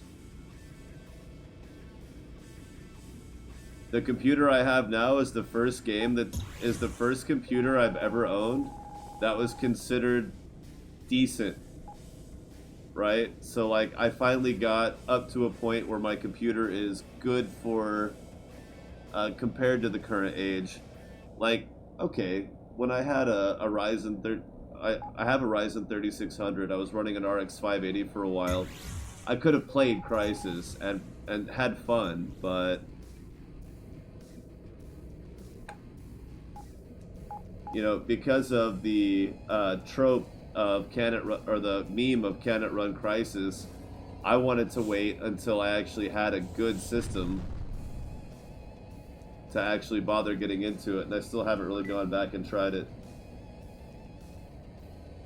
No, I haven't really played a lot of the other Space Trader games, not since the 90s, and I don't remember most of those, especially not by name.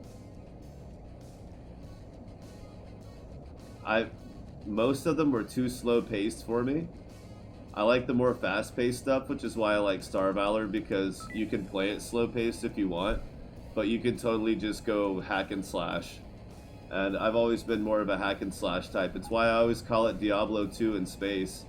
But now it's more like, it's not even Diablo 2 anymore. That doesn't do it any kind of justice because of all the crafting and all the other stuff. Um, it's really become way more than that. But, in my mind, it's still very much that because, yeah, see, the fleets in this game are fun because it's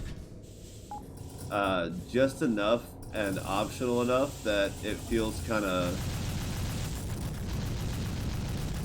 to me, it feels like the mercenaries in Diablo that you can hire.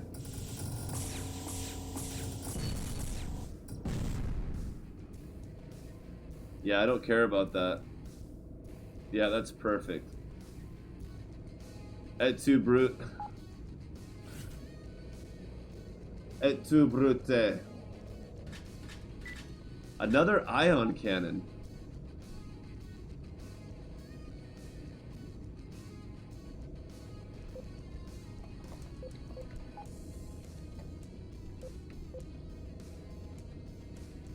There it is, Lost Sloppy.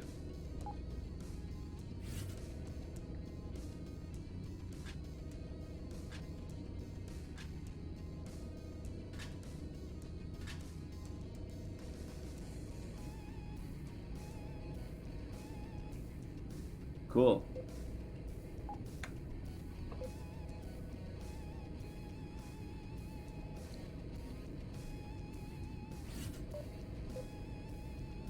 Although there may be another rebel base here, but I seriously doubt it. Oh no, reduced by 100%. They don't have any more. I think it's weird that it tells you that, because there's no other way that I would know that without actually going, and just seems really weird.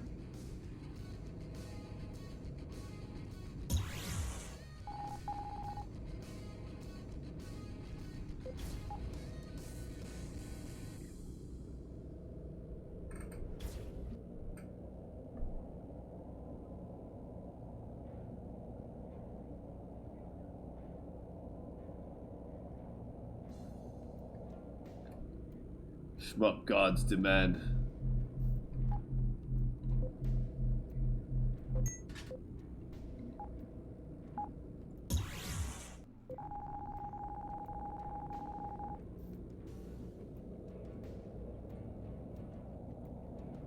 Okay, I'm gonna do something really silly. Just so people understand, one of the games that I was addicted to as a kid, and it's now on Steam. I'm hoping it's not going to be too loud. And it's on Steam, but it's like, it's a 90s, it's a DOS game. Where is it?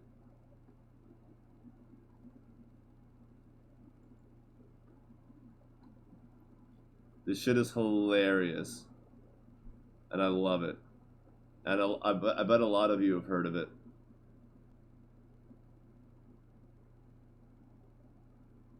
If it runs. I don't even know if it's going to work. I hope it's not, like, absurdly loud. Maybe turn the volume down for a second.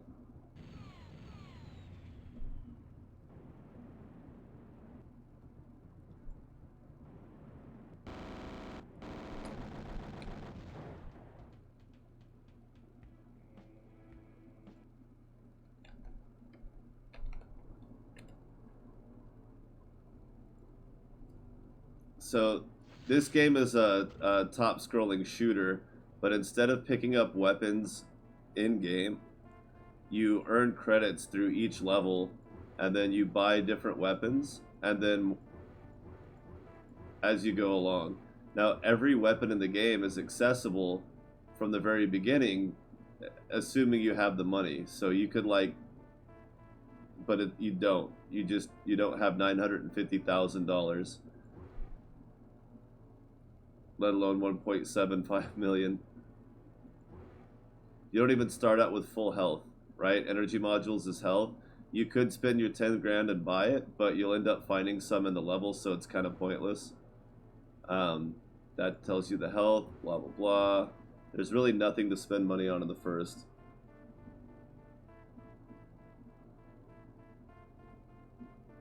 Yeah, and you pick up a lot of the weaponry in-game as well. Oh, it's actually really quiet.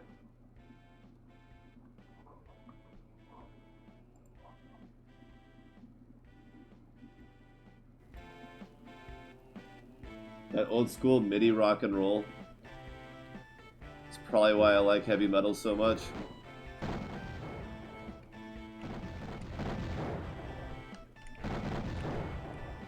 Whoop. Didn't get that guy. God, I haven't played this in forever. Obviously. Doing a terrible job here. On the easiest level.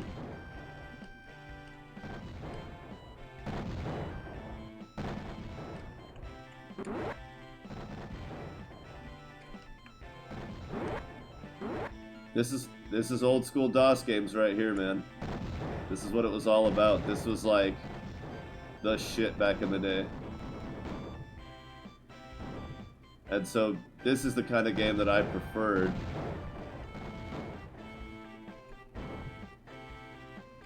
It was just silly top scrolling DOS games like this.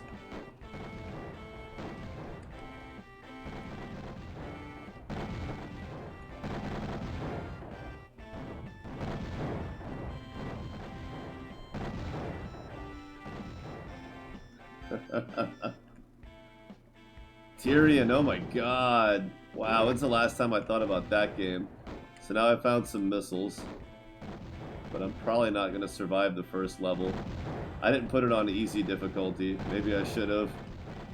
Thought I was going to be pretty cool about it.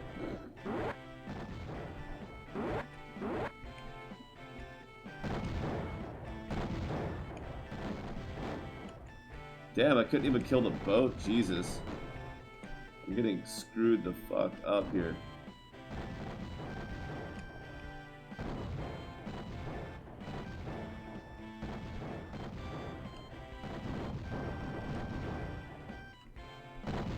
Like, I used to ace this level with just these missiles. No fancy toys.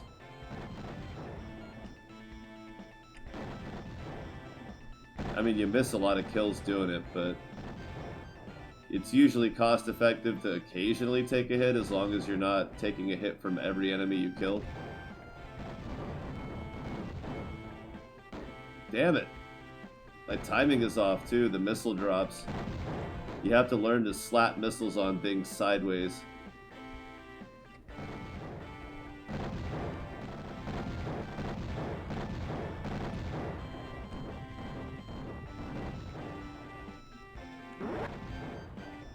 I don't know, I might not be able to take the boss out. I might not have enough health left. I have to be really careful the rest of the time.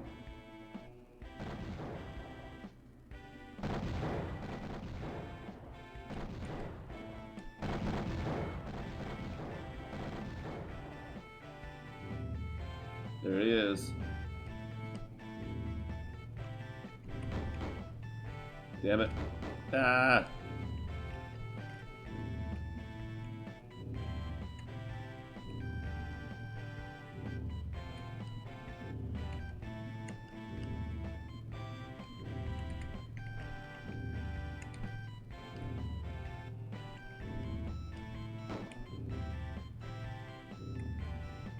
Now you do get an item that eventually you can buy it, and I could have bought it straight away. That'll tell you how much health the boss has left, but sometimes it's more of a distraction.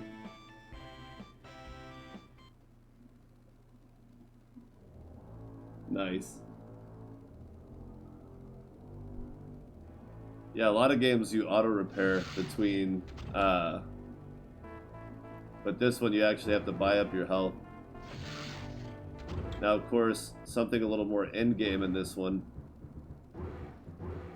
Joe Kickass.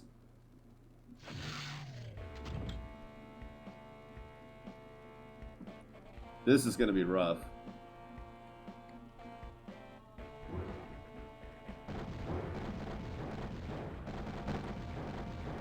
So there's the auto turret. There's two different auto turrets. One's a laser, one's a machine gun. Of course, the laser's better. And you get energy shields.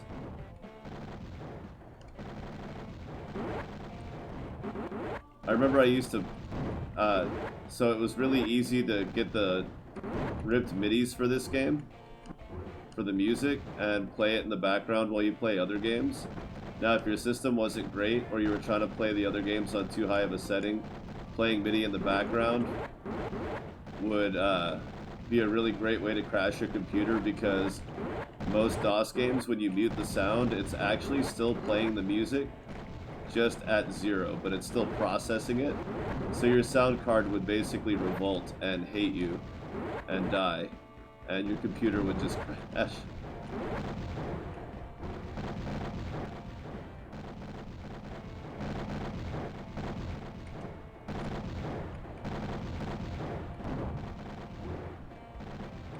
Damn it.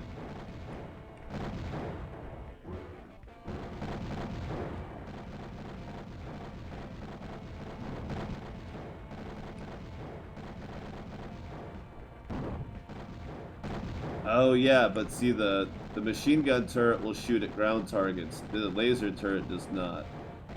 I forgot, that's the subtle difference. So, when it comes to games like... I like strategy games, don't get me wrong. I mean, I played a lot of the real-time strategy games. But when it comes to flying a spaceship, I love that fast-paced, ridiculous arcade action. So, like, where a lot of people would get bummed out in Star Valor because they would die way too fast, I was like, when I would die really fast in Star Valor, I was like, oh shit, buckle up, bitches, it's time to get serious. Like, to me, that's like, challenge accepted, bring it on. I want a game to be hard to learn. I want a game to be, not unintuitive, but like, requires some amount of, thinking. Like, you actually have to try before you start to intuit things. You have to figure out, what is it the developer wants me to do? What's the objective here? And then once you start to kind of clue into it, then it starts to get intuitive. Then things start to kind of fall into place. You can form strategies and figure other things. You'll figure them out faster as you go, because you'll start to kind of develop an understanding. It's not this spoon-fed, here tutorial, now play thing, now get harder, faster, faster, tougher, tougher. It's like, no, there's actually ongoing problems to solve. There's problems to solve right off the bat, and then it just keeps getting harder and harder. And the challenges get different, and unexpected things happen.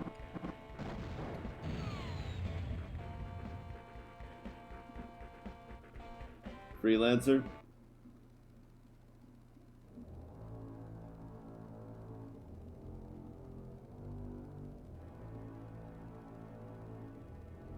Yeah, the wave cannon's great, man. When you need to, like, instead of missiles, where you would drop a missile and then get out of the way so the missile kills the target while you're not getting hit, the wave cannon does that. It's beautiful. That was before I bought the game. When I had the shareware version, the wave cannon was the top weapon. It was the best one you could get. And so, oh man, I used to play the crap out of this game, just hours on end. Like, I would have TV, soda, junk food, Raptor, or, Warcraft, or Command and Conquer, or shit like that. And just stuff that nobody else in my family would ever enjoy. Oh yeah, I recently, I think you can still get it. Doom 64 is not the same as PC or Super Nintendo Doom, it's a completely remade game. Like the levels are different, the weapons are slightly different, the game feels a little different. But if you like Doom, then you'll probably like Doom 64. It's free right now on Epic. So if you have an Epic account, and for some reason I don't have Epic pinned to my taskbar, if you don't have an Epic account and if you hate Epic, then like that's cool, I get it. But I've heard people say that they don't like Epic because of the free game thing, and it's like, well, I think developers should get. It's like, no, developers, they know that's a thing that happens. So like, they know that there's going to be a week where their game might be free or absurdly cheap. It's called exposure, and it's good for a game. The developers aren't losing money from that. Some of them might, but overall, it's like I probably paid for like 5 of these games out of 200. Like I just log into it every week and pick a new game. Only about half of them have I ever played. I've played this, but on different platform. Civilization. It's not my favorite game in the world. I like the intense strategy of it, but it's just like after a while, I'm just like after about 2 hours, and it's not a game that most people enjoy if they can only play it 2 hours at a time, just based on their availability. But it's more of a 4 to 10 hour game. But some people do like playing it just 2 hours here and there. I don't have the memory for it. I would have to take extensive notes to be able to put that game down for a few days and then come back to it and still be interested in it. Jesus Christ. It actually has an E. Wow. That's just a typical one. I'll probably play some. Good lord, that was loud. Sorry about that. Jesus Christ. Um, I'll probably play that game at some point and stream it because it's. I haven't actually. I think I've played Doom 64 for about half an hour in my entire life. And I had a 64. Like, I've probably logged thousands of hours on GoldenEye. And Pod Racer. I have Pod Racer too. I'll probably stream that someday soon. That's a really fun game.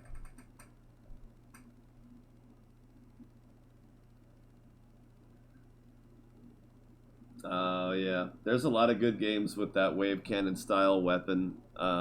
It definitely did not start with. I'd be interested to know what the first game with that style weaponry was. It was probably a side scroller rather than a top scroller, but like, I don't know, maybe it was like those old World War II games. I honestly couldn't tell you, but those are in most games those are one of the first weapons that makes it feel like you're really like on top of your shit. Even when the enemies get harder, it's like this is a real weapon now. This is energy weapon.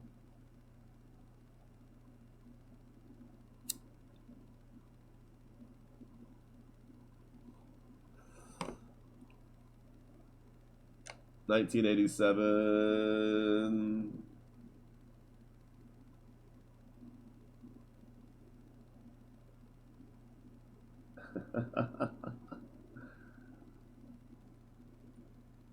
See, and I've got GOG. I don't have a lot of games on it though. Mostly like old Blizzard games and SimCity.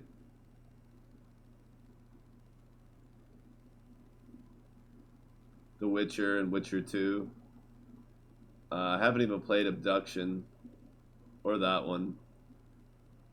I don't know. I have Cyberpunk on GOG. I must have bought it on sale. But SimCity 2000, 3000, SimCity 4, Pod Racer, original Warcraft, and Warcraft 2 B&E, original Diablo.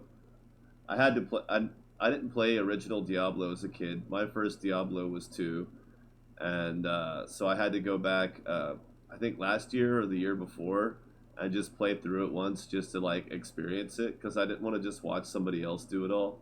It sounded kind of boring. But Pod Racer, If you don't remember Pod Racer, that game is... It's not installed. Mother bitch. Why not? F drive. Yeah, that's my NVMe. So I haven't played this since I upgraded my graphics card. I'm kind of curious now. It's notoriously hard to even get it to start, and it's even harder to play because it's a Nintendo 64 game. So I would have to go back through and figure out all the bindings all over again. Video settings, God. No, crank that shit to 1440. I bet it can't take it though.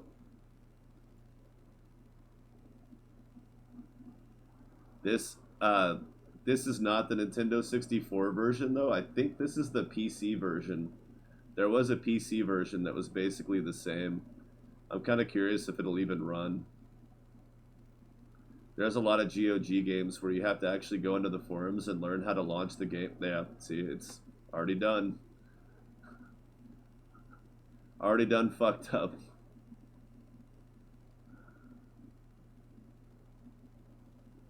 But especially because a lot of them are just the old PC or DOS versions. It's not like they're not remasters. They're just re-releases. Oh, you mean Shadows of the Empire?